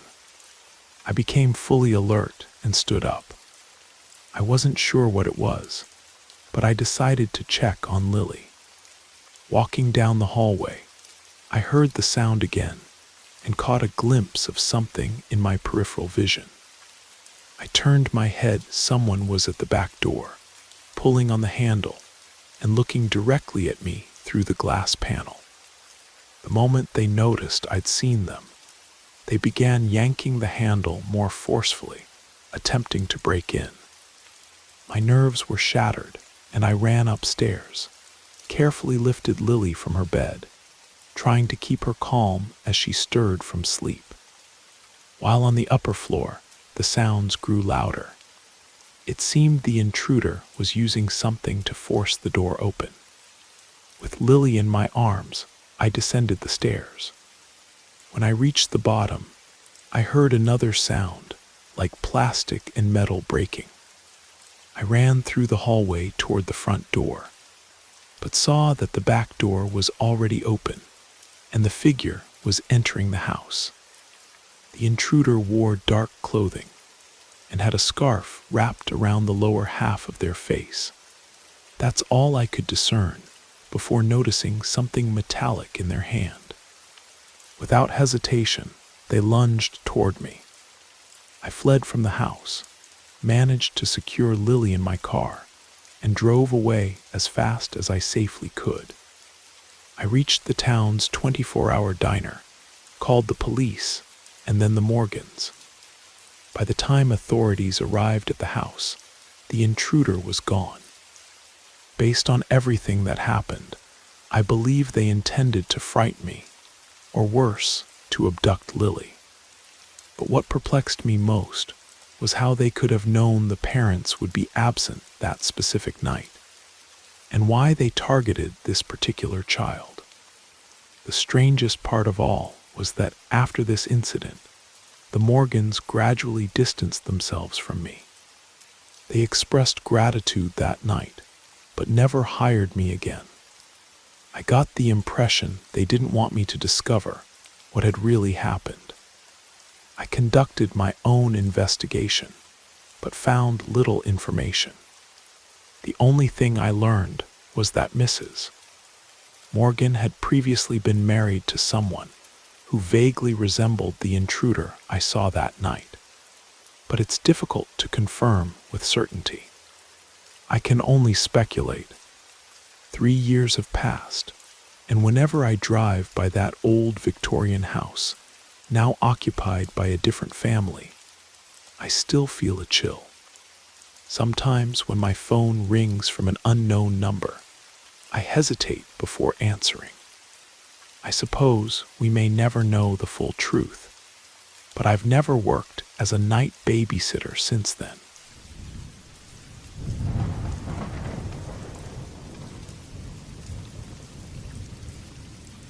It was just an ordinary day in late autumn. I returned from my shift at the tech startup around 4 in the afternoon, then met up with a couple of friends at a local brewery in downtown Portland. We hung out until about 10 in the evening before I headed back to my apartment. My sister, who shares the place with me, had already left for her overnight shift at the hospital where she works as an ER nurse. The building was completely silent, just me, my thoughts, and the comfort of my gaming console. Since I needed to wake up early the next morning for an important client meeting, I couldn't stay up too late. I prepared my lunch for work first, then sprawled out on the couch for 15 minutes to play a quick round of Call of Duty and unwind a bit before bed, hoping it would help me fall asleep more easily. To be honest, I was so exhausted that the moment my head hit the pillow, I was out cold. However, a few hours later, I jolted awake, heart racing, and glanced at my smartwatch. It was 2:30 in the morning. I've always hated waking up at this hour. It's like my brain decides it's done with sleep for the night. Nevertheless, I tried to get comfortable on my pillow again, closed my eyes, and hoped to drift back to sleep. That's when I heard the front door open. Initially, I assumed it was my sister returning home, which struck me as odd since she wasn't supposed to be back until 7 in the morning. But I figured maybe she forgot something and had quickly stopped by the apartment. Soon enough, fatigue took over again, and I fell back asleep. When I woke up, it was time to get ready for work. I got up, gathered my things, and went to the refrigerator to grab the lunch I had prepared the night before. To my surprise, it was gone. I concluded that my sister must have taken it. It was too late to make something else, so I headed to work, resigning myself to overpriced takeout for lunch. Not ideal, but I had no other choice. Returning home that evening, I noticed my sister hadn't come back yet. I planned to talk to her later and ask her not to take food from the bottom drawer, explaining that those were my packed lunches, and I preferred not to eat out frequently. I spent nearly an hour cleaning the kitchen and preparing what I'd take for the next day. Then I dozed off on the couch and woke up around 8 in the evening. I saw that my sister had come home, but had gone back to the hospital for an extra shift. I decided to heat up some leftover Thai food for dinner and retreated to my room to watch a movie just to pass the time. As usual, I fell asleep before the movie ended, but woke up in the middle of the night for no apparent reason. It was almost 3 in the morning when I heard the front door close. Thinking my sister had returned early again, I grabbed my phone from the nightstand and sent her a message asking her not to touch my food. The truth was, I was too tired to get up and talk to her, and I knew if I did, it would be even harder to fall back asleep afterward. So I remained lying there, experiencing a strange mixture of exhaustion and unease, waiting for things to return to normal. Then I received a reply from her, just a question mark. She had no idea what I was talking about. I didn't want to argue via text, so despite my irritation, I decided to get out of bed and go to the kitchen to speak with her in person and ask her not to take my food.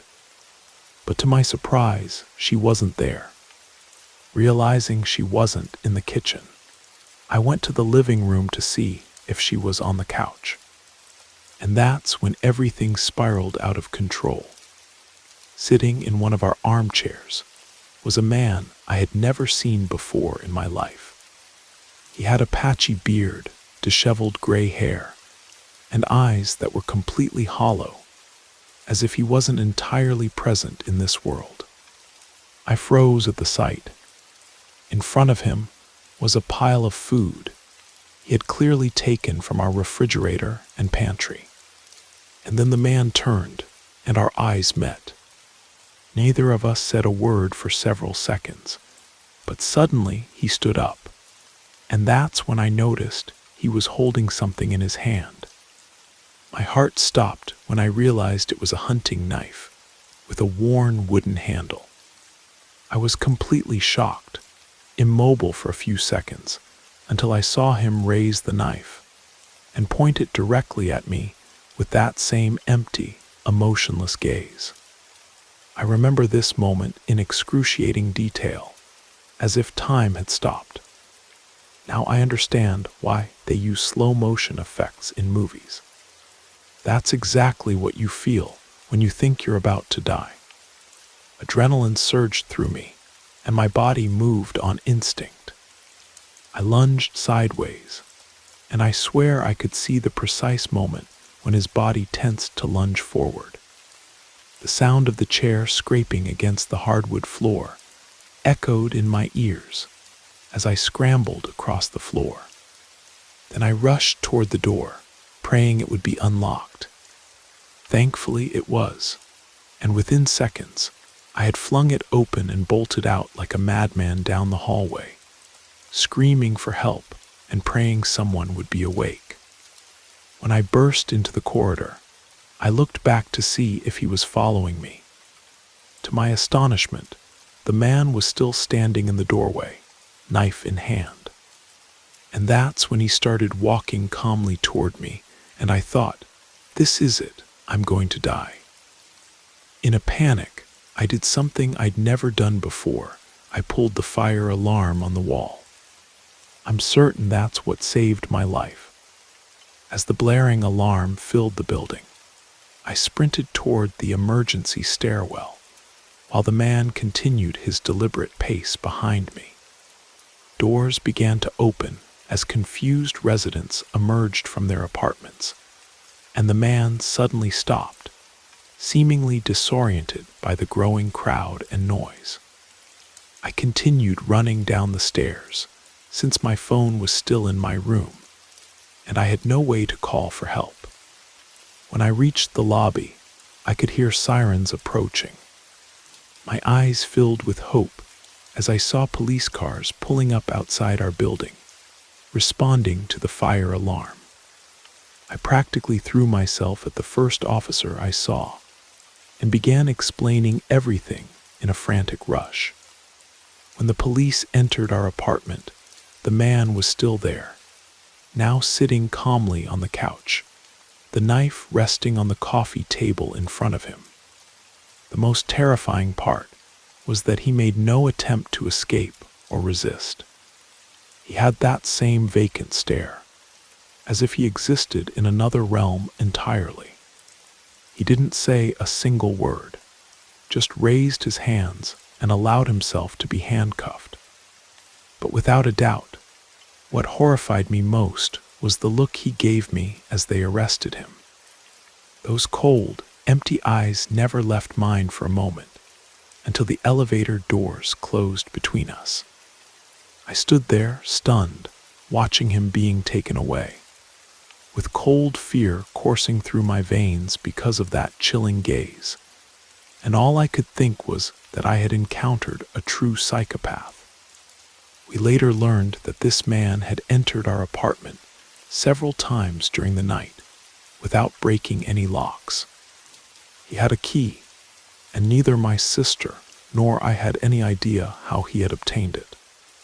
We immediately changed all the locks, just imagining that he could have entered my room while I was sleeping and killed me there, as he had attempted to do in the living room, made me physically ill.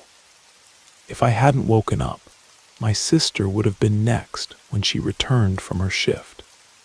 This thought filled me with genuine terror, Days passed, but the fear remained. Every unusual sound accelerated my heartbeat.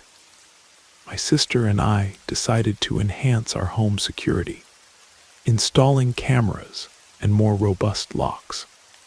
That night, I realized that even the safest place could be infiltrated by someone unknown and dangerous. The sense of security I had once felt vanished completely. And even though that man is now behind bars, the fear that he might return and try again stays with me to this day. It's been 3 years, and I seriously doubt this fear will ever disappear. What haunts me most, though, is what the detective told me during the investigation. They found a journal in the man's motel room with detailed notes about our movements, our schedules, what food we liked. He had been watching us for weeks before making his move. And there was something else, photographs of other people, other apartments, with dates and times meticulously recorded. They think he may have been responsible for a string of mysterious disappearances across 3 states. Sometimes I wonder if I was just one entry in his journal, or if there was something specific about me that caught his attention. I don't think I'll ever know, and honestly, I'm not sure I want to. Every night before bed, I check every window, every door, every shadow in my apartment. My therapist says it's PTSD, that it will get better with time. But some nights, when I jolt awake at 2:30 in the morning for no reason, I swear I can hear the faint sound of a key turning in a lock, and those hollow eyes are waiting for me in the darkness.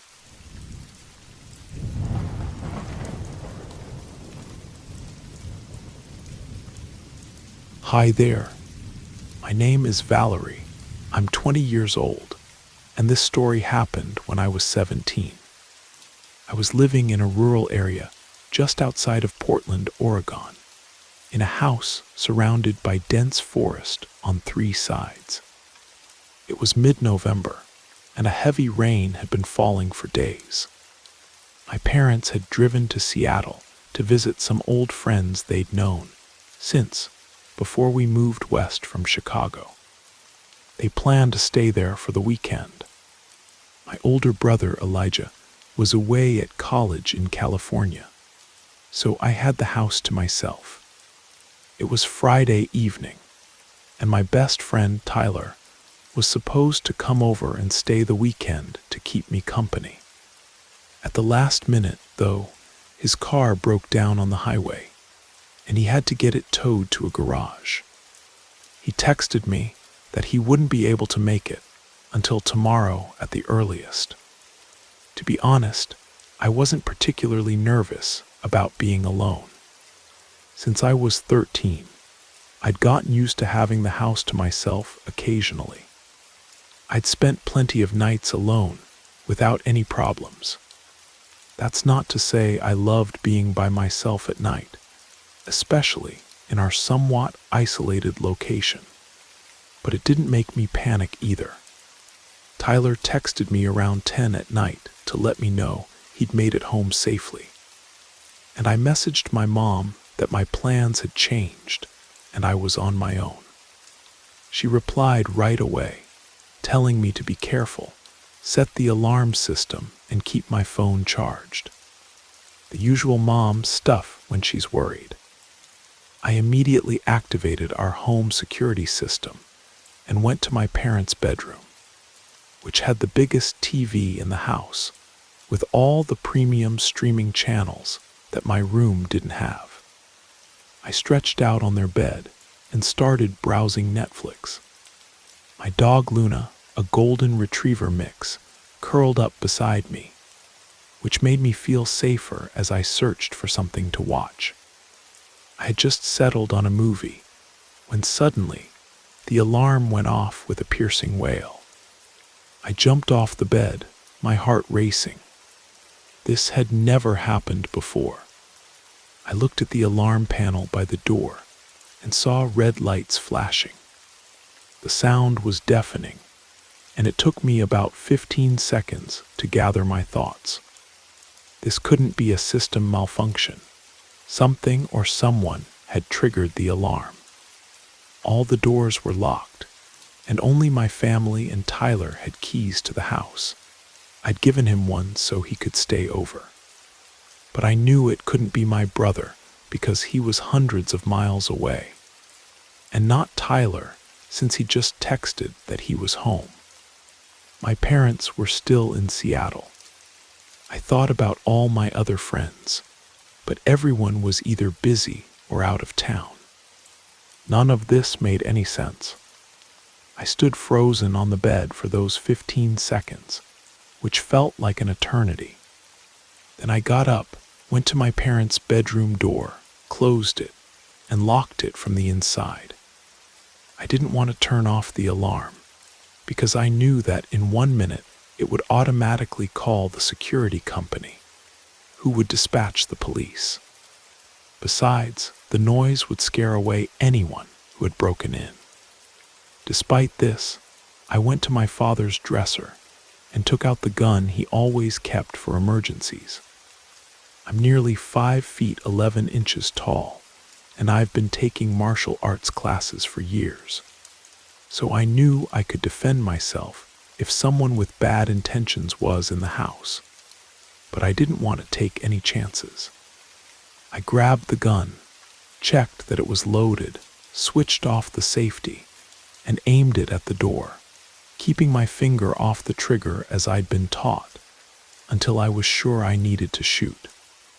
It was surreal holding a loaded gun, imagining that someone might be outside the door. I felt like I was in a horror movie. We always hear about break-ins on the news, but you never think it could happen to you. Yet there I was, terrified, holding a gun to protect myself in my own home. I stood there for I don't know how long, trying to mentally prepare myself to pull the trigger if necessary. I tried to stay calm, quiet, and alert. That moment seemed eternal, but it was probably just a few minutes.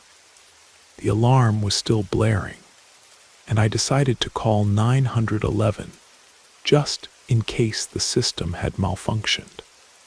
I explained everything to the dispatcher, who stayed on the line until 2 sheriff's deputies arrived. They searched the perimeter of the house before knocking on the door. When I was sure it was them, I turned off the alarm, hid the gun, and went to meet them. They said there were no signs of forced entry outside and no indication of intruders. They asked me a few questions, and I told them everything. They asked if I wanted them to check inside the house, and to this day, I regret saying no. They said they would continue patrolling the area, and that I could call if needed. I thanked them, walked them to the door, and as soon as they left, I returned to my parents' bedroom. I tried to calm Luna, who was clearly not much of a guard dog. When everything seemed quiet again, I called my parents and told them what had happened. My father, always composed, didn't panic, and I think that's why I can be so level-headed too. My mother, on the other hand, was clearly panicking, almost hysterical, asking if I was okay, if I wanted them to come home immediately. I said it wasn't necessary, that the alarm had probably scared off whoever it was, and everything was fine now. Only after I hung up did I realize I hadn't reset the alarm. A major oversight. I went to the panel, entered the code, and pressed the button, but nothing happened. I panicked for a moment, until I remembered the alarm only works if all doors are properly closed. My heart sank. This meant I would have to check the entire house to find which door was left open. At that moment, I realized how careless I'd been to refuse the deputy's help. I went back to my parents' bedroom, took the gun again, and mentally prepared for the worst. I went downstairs with the gun in my hands and started checking each door. When I reached the hallway and saw the door to the basement, I noticed it was wide open. A chill ran down my spine.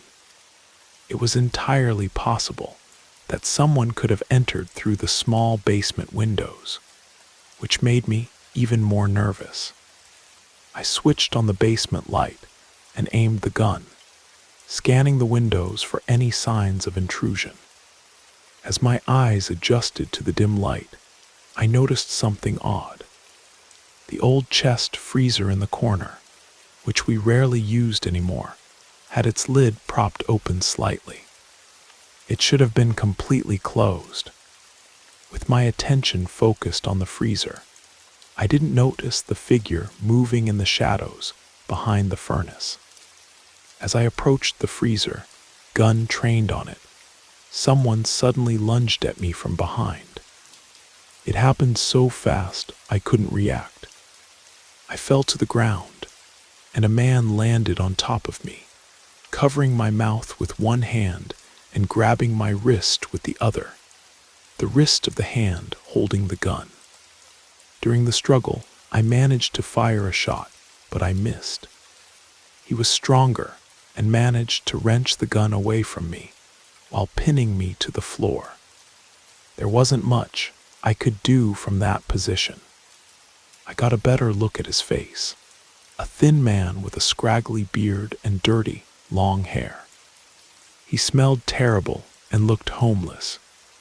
As soon as he took the gun, he pointed it at my face and said in a raspy voice that if I screamed, it would be the end for me. At that moment, I truly panicked. His eyes were bloodshot and darting around strangely. He got off me, kept the gun aimed, and dragged me upstairs, where he tied me up and gaped my mouth on the living room couch. Then he went upstairs to the bedrooms and began stealing everything he could carry, stuffing items into a pillowcase. I remained tied to the couch, not knowing how much time had passed. It felt like forever. While I was there, I couldn't stop thinking about what he would do to me after he finished robbing us. But I got my answer when he was done. He looked through the window to make sure no one was around. It was about 3 a.m, and the neighborhood was silent. The rain had intensified, drumming heavily on the roof. Then something unexpected happened. As he was preparing to leave, his phone rang. The sudden noise startled both of us. He fumbled to silence it, but not before I heard a woman's voice on the other end. He turned away from me and spoke in hushed tones, occasionally glancing back at me. From the fragments I could hear, it seemed like someone was waiting for him. After ending the call, he stood there for a moment, looking conflicted. Then, to my shock, he set the gun down on the coffee table, just out of my reach, and said, "I'm not what you think. I'm sorry about this." His voice sounded different now, less threatening. He walked to the kitchen and returned with a glass of water. He removed my gag and helped me drink. "I can't untie you," he said, "but someone will find you by morning." I made sure of it. Before leaving, he placed my phone on the table next to the gun and did something I'd never have expected. He triggered the alarm again.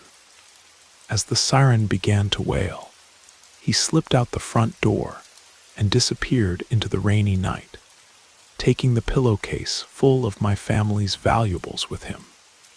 I was left tied up, but now with the alarm blaring. Within minutes, the security company called, and when no one answered, they dispatched the police again. The same deputies arrived about 20 minutes later and found me bound on the couch. They freed me immediately and called for backup to search the area, but the intruder was long gone. He had escaped with all my mother's jewelry, my father's watch collection, our laptops, tablets, and various other valuables. Strangely, he'd left the gun behind. We were deeply shaken by what had happened, but deep down, we were grateful that he had only stolen things and hadn't harmed me. We understood it could have been much worse. After this incident, my parents substantially reinforced our home security. In addition to the alarm system, they installed motion sensors, cameras in every room, and replaced the locks with more sophisticated models. They also hired a company to monitor our home 24 hours a day to ensure we would never be so vulnerable again. For weeks, I couldn't sleep properly. Any noise made me jump out of bed, and I kept reliving the moment when he jumped on me. I experienced this almost every night. I was diagnosed with post-traumatic stress disorder and had to undergo therapy for several months to return to a normal rhythm of life. Tyler became a huge support during this time. He visited me almost every day, accompanied me to therapy sessions, and even stayed at my house so I wouldn't be alone. My mother also became much more protective after what happened. What still haunts me to this day is trying to understand the man who broke in. Why did he trigger the alarm before leaving? Was it a moment of conscience, ensuring I would be found quickly? Or was there something more calculated behind his apparent act of mercy? The deputies told me later that several similar break-ins had occurred in neighboring counties. But in none of the other cases had the intruder shown any compassion toward the victims. Sometimes I wonder if I'll ever see his face again, not because I want revenge, but because I want to ask him why. Why did he choose our house? And why, in that final moment, did he choose to help me? These are questions I may never have answers to, but they're always there, lingering in the back of my mind whenever I hear an unexpected noise in the night.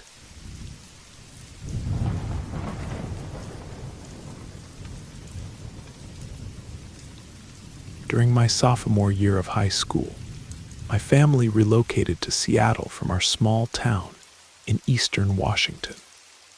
The move happened because my father had accepted a position at a tech startup that was promising enough to uproot our entire lives.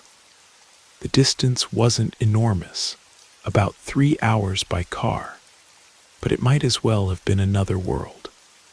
I actually welcomed the change. Our previous town had been little more than a collection of farms and a single main street with one stoplight.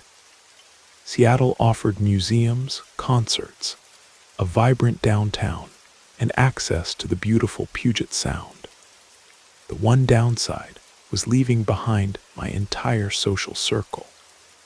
I'd be transferring from Pinecrest High, where my graduating class had only 42 students, to Roosevelt High, where each grade had over 300 students. When school started in the fall of 1997, most people seemed friendly enough, but I struggled to form any meaningful connections during those first few days. The hallways were a sea of unfamiliar faces, and lunch periods were exercises in awkward solitude. However, during the second week, I met a guy I'll call Marcus for this story. Like me, Marcus was also new to Roosevelt. We were paired together in chemistry lab, and we quickly discovered we shared the same sixth period English class. He soon became my closest friend at school. We spent most days talking whenever possible, collaborating on assignments when teachers allowed group work, and claiming the same corner table in the cafeteria. He had this way of making even the most mundane aspects of high school life seem entertaining through his commentary. Several weeks passed, and though I began to make other acquaintances, Marcus remained my primary friend. He had shoulder-length auburn hair that he often tied back, wore wire-rimmed glasses that gave him a scholarly appearance, and was about average height. For the most part, he was pleasant company, though occasionally he would say or do something that struck me as peculiar, like staring a bit too long at people or laughing at moments that didn't seem particularly funny. We didn't actually share many common interests, beyond being newcomers with overlapping class schedules. I was into alternative rock and computer games. He was obsessed with foreign films and collecting vintage watches. Our conversations rarely ventured beyond school gossip and surface-level topics. One Wednesday, Marcus suggested we hang out after school that coming Friday. I agreed and gave him my address, telling him to come over around 7. This was roughly a month into the school year. When Friday arrived, I confirmed with Marcus about our plans during lunch. His expression changed slightly before he explained that he could no longer make it. Something about his mother needing him to help with his grandparents, who were visiting unexpectedly. He promised we could reschedule for the following week. I wasn't particularly disappointed. Friday nights usually meant marathon sessions of Final Fantasy VII on my PlayStation, which had been released earlier that year. After school, I headed home and did exactly that. I took breaks for dinner and snacks, but fortunately had minimal homework that weekend. As was my custom on weekends, I stayed up late, finally crawling into bed around 2 in the morning when my eyes could no longer focus on the screen. Our house was a split level in a newer development. My bedroom was positioned at the front of the house, with a large window overlooking the cul-de-sac. My younger sister's room was adjacent to mine, while my parents' master bedroom was down the hall past the bathroom. Being a teenager, I had decorated my walls with posters of Radiohead and Nirvana, and a small TV with my PlayStation sat on a stand across from my bed. Sometime after falling asleep, I was awakened by a sound in my room. Initially, I was disoriented, having been pulled from a deep sleep. After hearing another noise, something like a soft thud, I sat up in bed to investigate. The room remained mostly dark, except for the standby light on my TV, and an unusual glow coming from my window. Looking in that direction, I realized the window was partially open. I typically kept the blinds closed while sleeping, but they had been pushed aside, and I could see the window was raised about 6 inches from the bottom. I peered toward the floor beneath the window and discerned a shadowy figure crouching there. When I registered what I was seeing, I instinctively scrambled backward on my bed. The figure slowly rose to its full height, and in the faint illumination from the streetlight outside, I recognized Marcus. I was too shocked to speak. He looked at me and began to laugh quietly, not his normal laugh, but something more subdued and unsettling. Finally finding my voice, I whispered harshly, "What are you doing here?"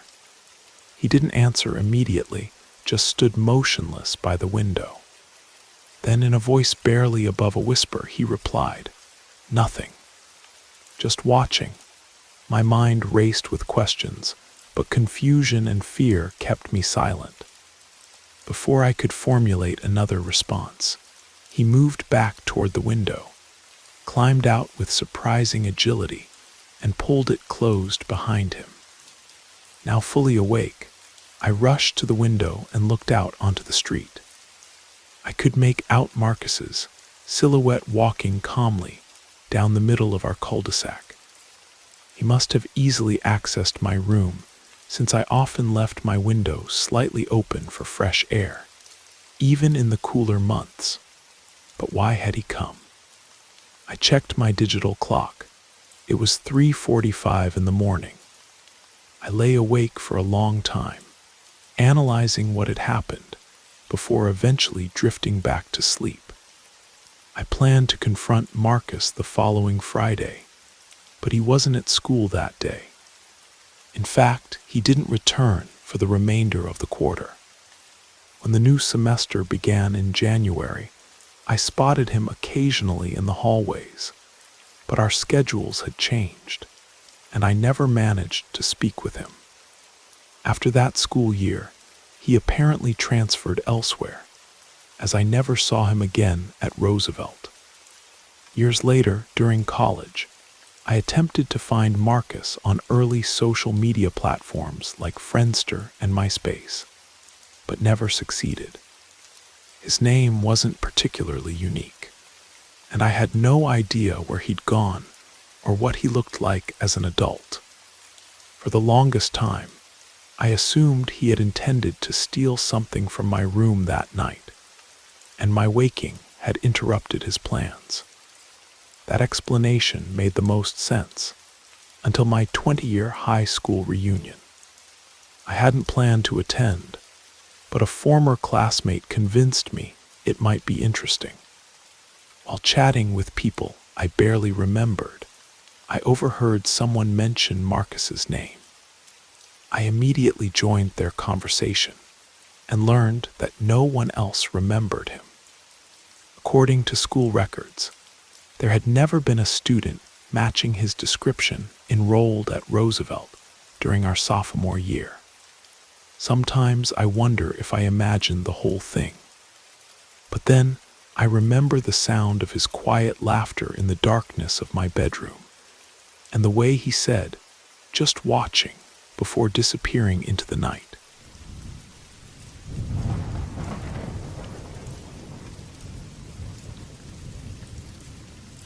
My name is Amber, and this happened a few years ago when I was attending graduate school in New England. I was studying at one of those prestigious universities with sprawling, ivy-covered buildings and thousands of students bustling about the historic campus. During my first year, I made a small circle of friends who I'd hang out with between classes and on weekends. The trouble was, none of them were in my program or attended my lectures, which were massive affairs held in ancient auditoriums with over 100 students. At the beginning of my second semester, I found myself sitting next to a woman named Rachel during my advanced literary theory class. She introduced herself to me on that first day after I settled into my seat. We both ended up at the back of the lecture hall because we'd arrived just minutes before the professor began, and most of the good seats were already taken. The following class, we gravitated to the same spots, and over the weeks, we started talking more and gradually became close friends. Rachel and I discovered we were both focusing on the same concentration, and she mentioned she had transferred from a university on the West Coast. As our friendship deepened, we began studying together at the library, often staying until the staff began turning off lights to signal closing time. Eventually, we started meeting at each other's places.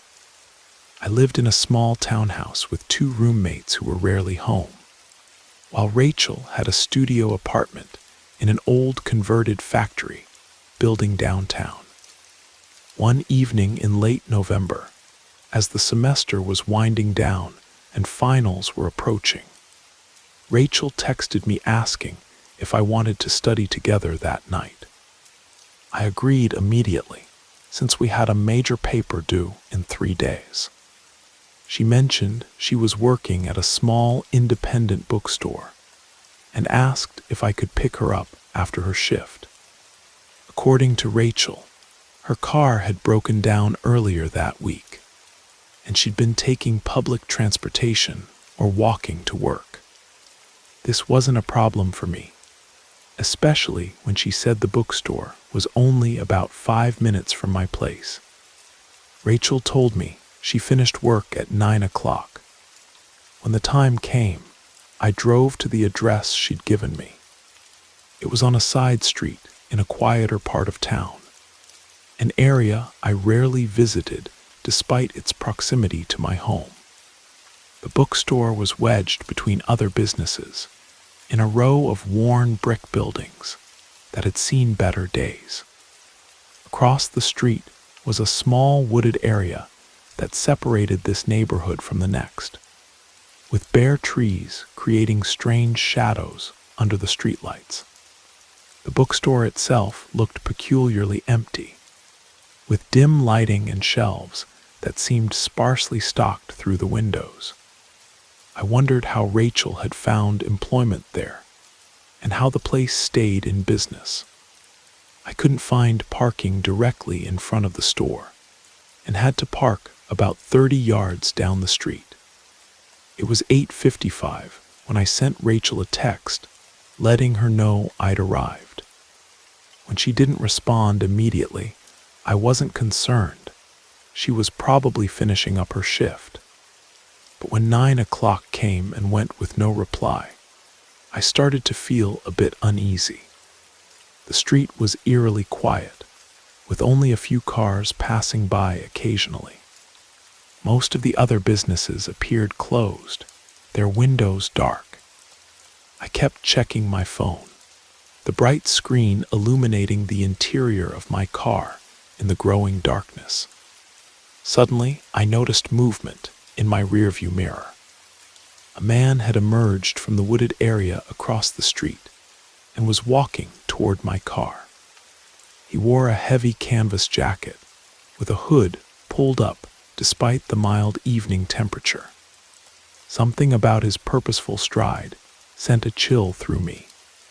I quickly checked that my doors were locked. The man approached my window and gestured for me to roll it down. Against my better judgment, I lowered it just a couple of inches. "Hey there," he said, his voice surprisingly soft. I seemed to have lost my way. My phone died, and I'm trying to get to Westbrook Avenue. Could you help me out? Before I could respond, he placed his hands on the edge of my window and leaned in closer. The overhead streetlight caught his face, revealing dark, intense eyes that never quite met mine. "Actually," he continued, his tone shifting, "I need a ride. It's really important. I can pay you." When he began pushing his arm through the small opening of my window, reaching toward the lock, instinct took over. I started the engine and accelerated away from the curb, my tires screeching slightly against the pavement. In my rearview mirror, I saw him shouting something, his arms gesticulating wildly, but I couldn't make out the words over the pounding of my heart. I turned onto the next street, adrenaline coursing through my veins, and pulled over to catch my breath. That's when my phone rang, startling me so badly I nearly dropped it. Rachel's name flashed on the screen. "Where are you?" she asked when I answered. "I've been waiting outside for nearly 10 minutes. I explained what had happened, my voice still shaking, and told her I was coming back. Now I was worried about Rachel, standing alone outside the bookstore, where this strange man might return. I cautiously made my way back to the street, approaching from the opposite direction this time. The street appeared empty now, with only a few parked cars along the curb. I pulled up near the bookstore and immediately called Rachel. "I'm here," I said. "Where exactly are you?" "I see your car," she replied. "I'm crossing the street now." Relief washed over me as I spotted her about 20 yards ahead, walking toward me with a messenger bag slung across her body. She waved and I unlocked the doors. Rachel climbed into the passenger seat, closed the door, and then suddenly exclaimed, "Oh, I forgot my notebook. It has all my notes for the paper." Before I could respond, she was out of the car again, leaving the passenger door wide open. She hurried to the back of my car, and I leaned over to ask what she was doing. That's when I saw him again, the same man from before, emerging from between two parked cars. He slipped into my car through the open passenger door, in one fluid motion. This time, there was no pretense of asking for directions. He immediately reached across and grabbed my wrist with surprising strength. "Drive," he ordered, pulling something from his pocket that glinted in the dim light. I yanked my arm away and fumbled for my door handle. We struggled briefly as he tried to restrain me, but I managed to throw open the driver's side door. As soon as I broke free, I sprinted down the sidewalk, hearing his heavy footsteps behind me. The street was deserted, all businesses closed for the night. I ran past darkened storefronts, desperately looking for any sign of life or help. Reaching the corner, I heard him still in pursuit. I darted around the building and into a narrow alleyway, crouching behind a dumpster in the shadows. I could hear him breathing heavily as he reached the corner, then the sound of uncertain footsteps as he searched for me. After what seemed like an eternity, the footsteps receded. Still, I remained hidden, my hand trembling as I dialed 911. After giving the dispatcher my location and situation, I tried calling Rachel repeatedly, growing increasingly concerned for her safety. Had the man seen her? Had she witnessed what happened? Why wasn't she answering? When I finally ventured back to the main street, my car was gone.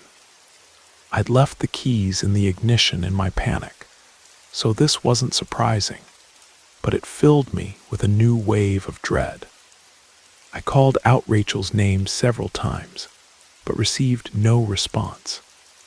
The police arrived within minutes. I recounted everything that had happened and expressed my fears for Rachel's safety.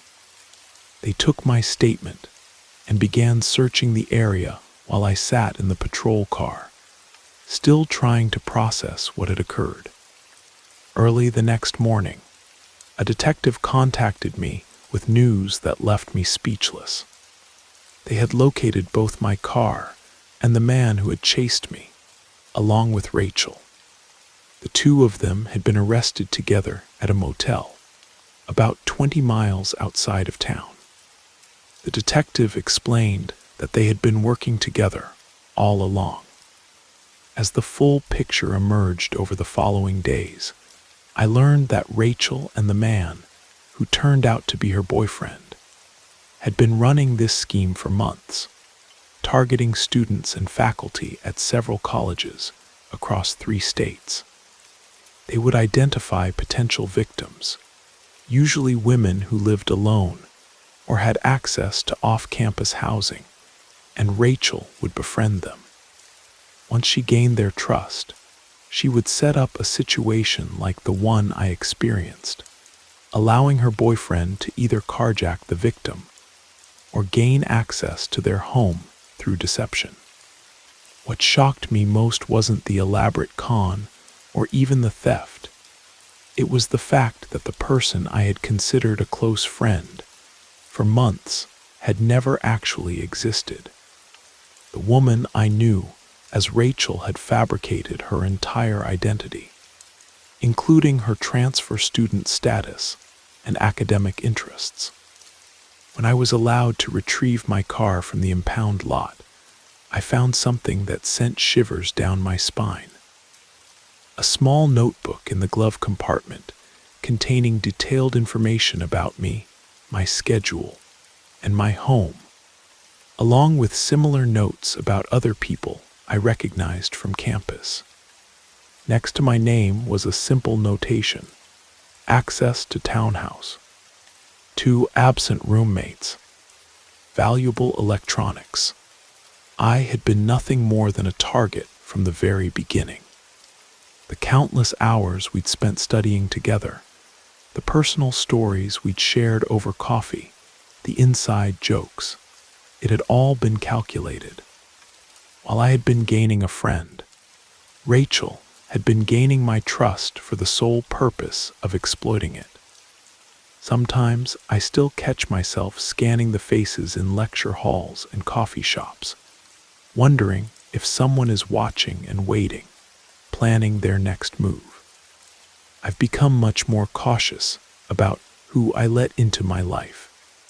But what haunts me most is how genuine our friendship had felt, how real she had seemed, right up until the moment she wasn't.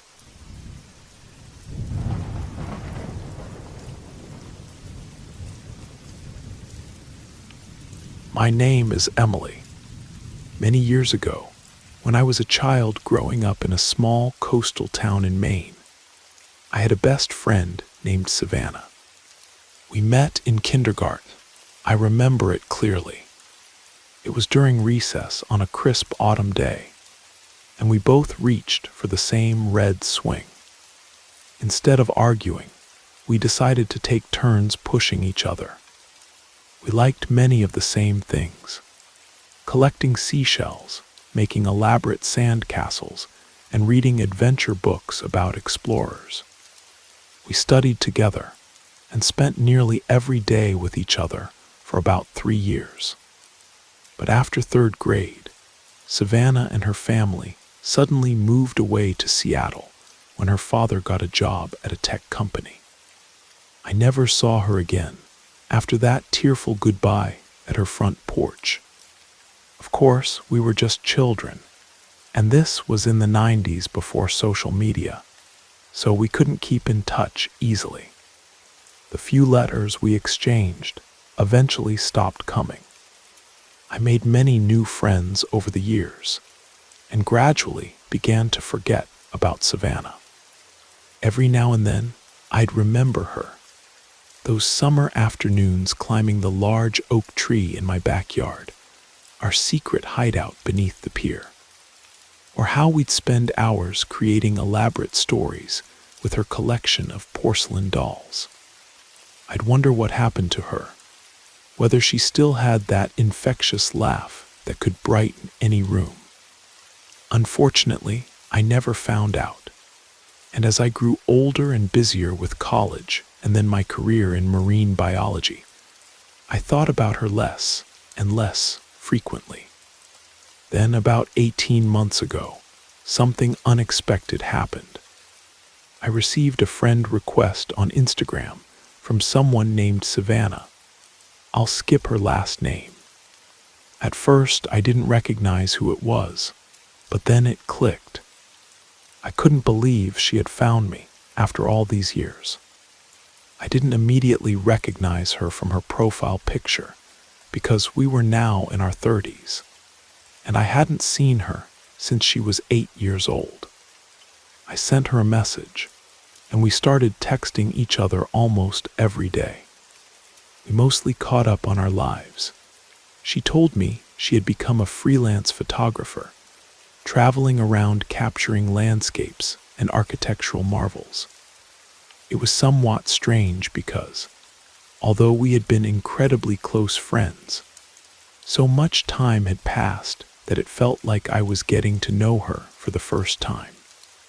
Yet there was also this underlying familiarity that made our conversations flow easily. She now lived in Portland, Oregon, while I had settled in Boston. When I mentioned this to her, she responded with what seemed like an incredible coincidence. She was planning a trip to the East Coast for a photography assignment in 3 weeks and would be stopping in Boston. I thought it was too perfect to be true and impulsively offered to let her stay at my place. Initially, she declined, saying she would book an Airbnb, but I insisted, thinking it would be a wonderful opportunity to reconnect in person. I lived alone in a cozy 2-bedroom apartment overlooking the harbor, and was excited about spending time with my childhood friend. When she arrived 3 weeks later, I welcomed her into my home. We got along remarkably well, almost as if 2 decades hadn't passed between us. Our schedules aligned perfectly. We both left for work around the same time in the morning, and in the evenings, I showed her around the historic districts of Boston, the hidden gems only locals know about, and my favorite seafood restaurants along the waterfront. However, one night during the second week of her stay, I woke up to strange noises in my apartment. I was in my bedroom, and Savannah was in the guest room across the hall. I quickly realized she must have been awake for some reason. It was 2 in the morning, so I turned over to go back to sleep. But the sounds were odd. It wasn't just the noise of someone walking around, but more like someone searching through things. The sounds seemed to be coming from my home office. I quietly got up and crept to my bedroom door to see what was happening. From there, I could see the hallway and part of my office. In the hallway were 3 doors: the bathroom, the guest room, and a linen closet. I noticed that the bathroom door was open, but the light was off. The guest room door was closed, with no light visible underneath. I began to wonder if Savannah was still asleep, or if someone had broken into my apartment. I continued watching and determined that the noise was definitely coming from my office. The sounds persisted for another couple of minutes, until someone appeared in my line of sight. It didn't take long to realize it was Savannah, but I couldn't understand what she was doing. For some reason, I didn't want to call out to her. She appeared to be searching for something, methodically opening drawers and examining papers in the dim light from her phone's flashlight. I decided to retreat to my bed without confronting her. The next morning, I casually asked Savannah if she had slept well. She said yes, and then I mentioned that I thought I'd heard some noises in the apartment during the night.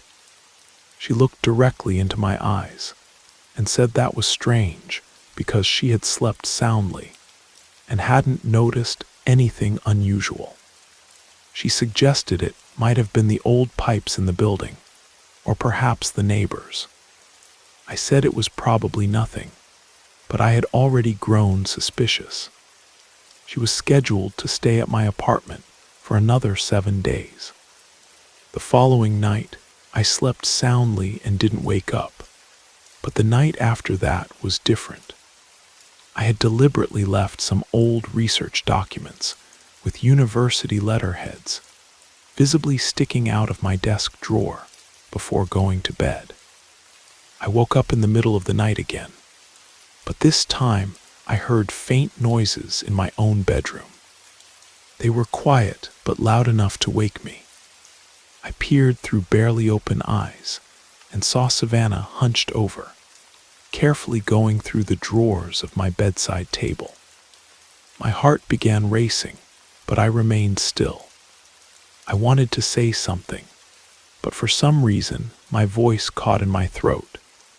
So I decided to pretend I was still asleep. I could hear her trying to be quiet as she moved my things around. As I lay there, I finally gathered my courage, sat up suddenly and said, "Savannah, what are you doing?" She froze, turned around, and looked shocked to see me awake. Then she quickly stood up and hurried out of the room, closing the door behind her. I heard her rush to the guest room where she was staying, and less than 5 minutes later, she emerged from that room with her suitcase, left the apartment, got into her rental car, and drove away. I tried calling her, but she didn't answer.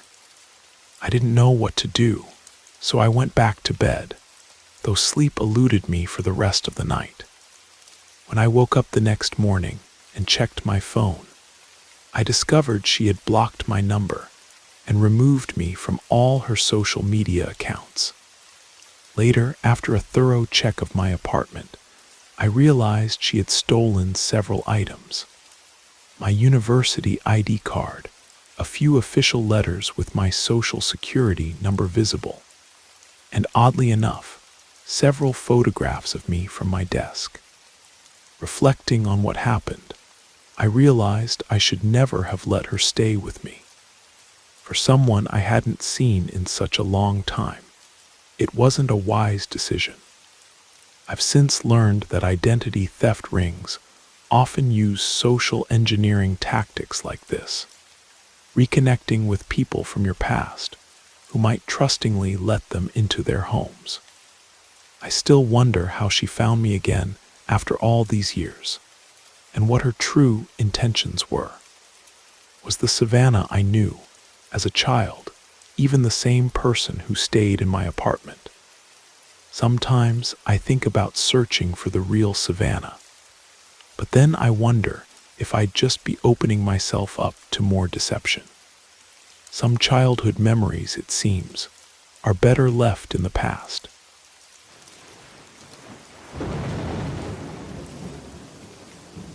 You made it to the end of the stories. That means it's the perfect time to subscribe so you don't miss future episodes. And if you haven't already, leave a like and drop a comment. I'd love to hear your thoughts. Have a great time relaxing, and good night.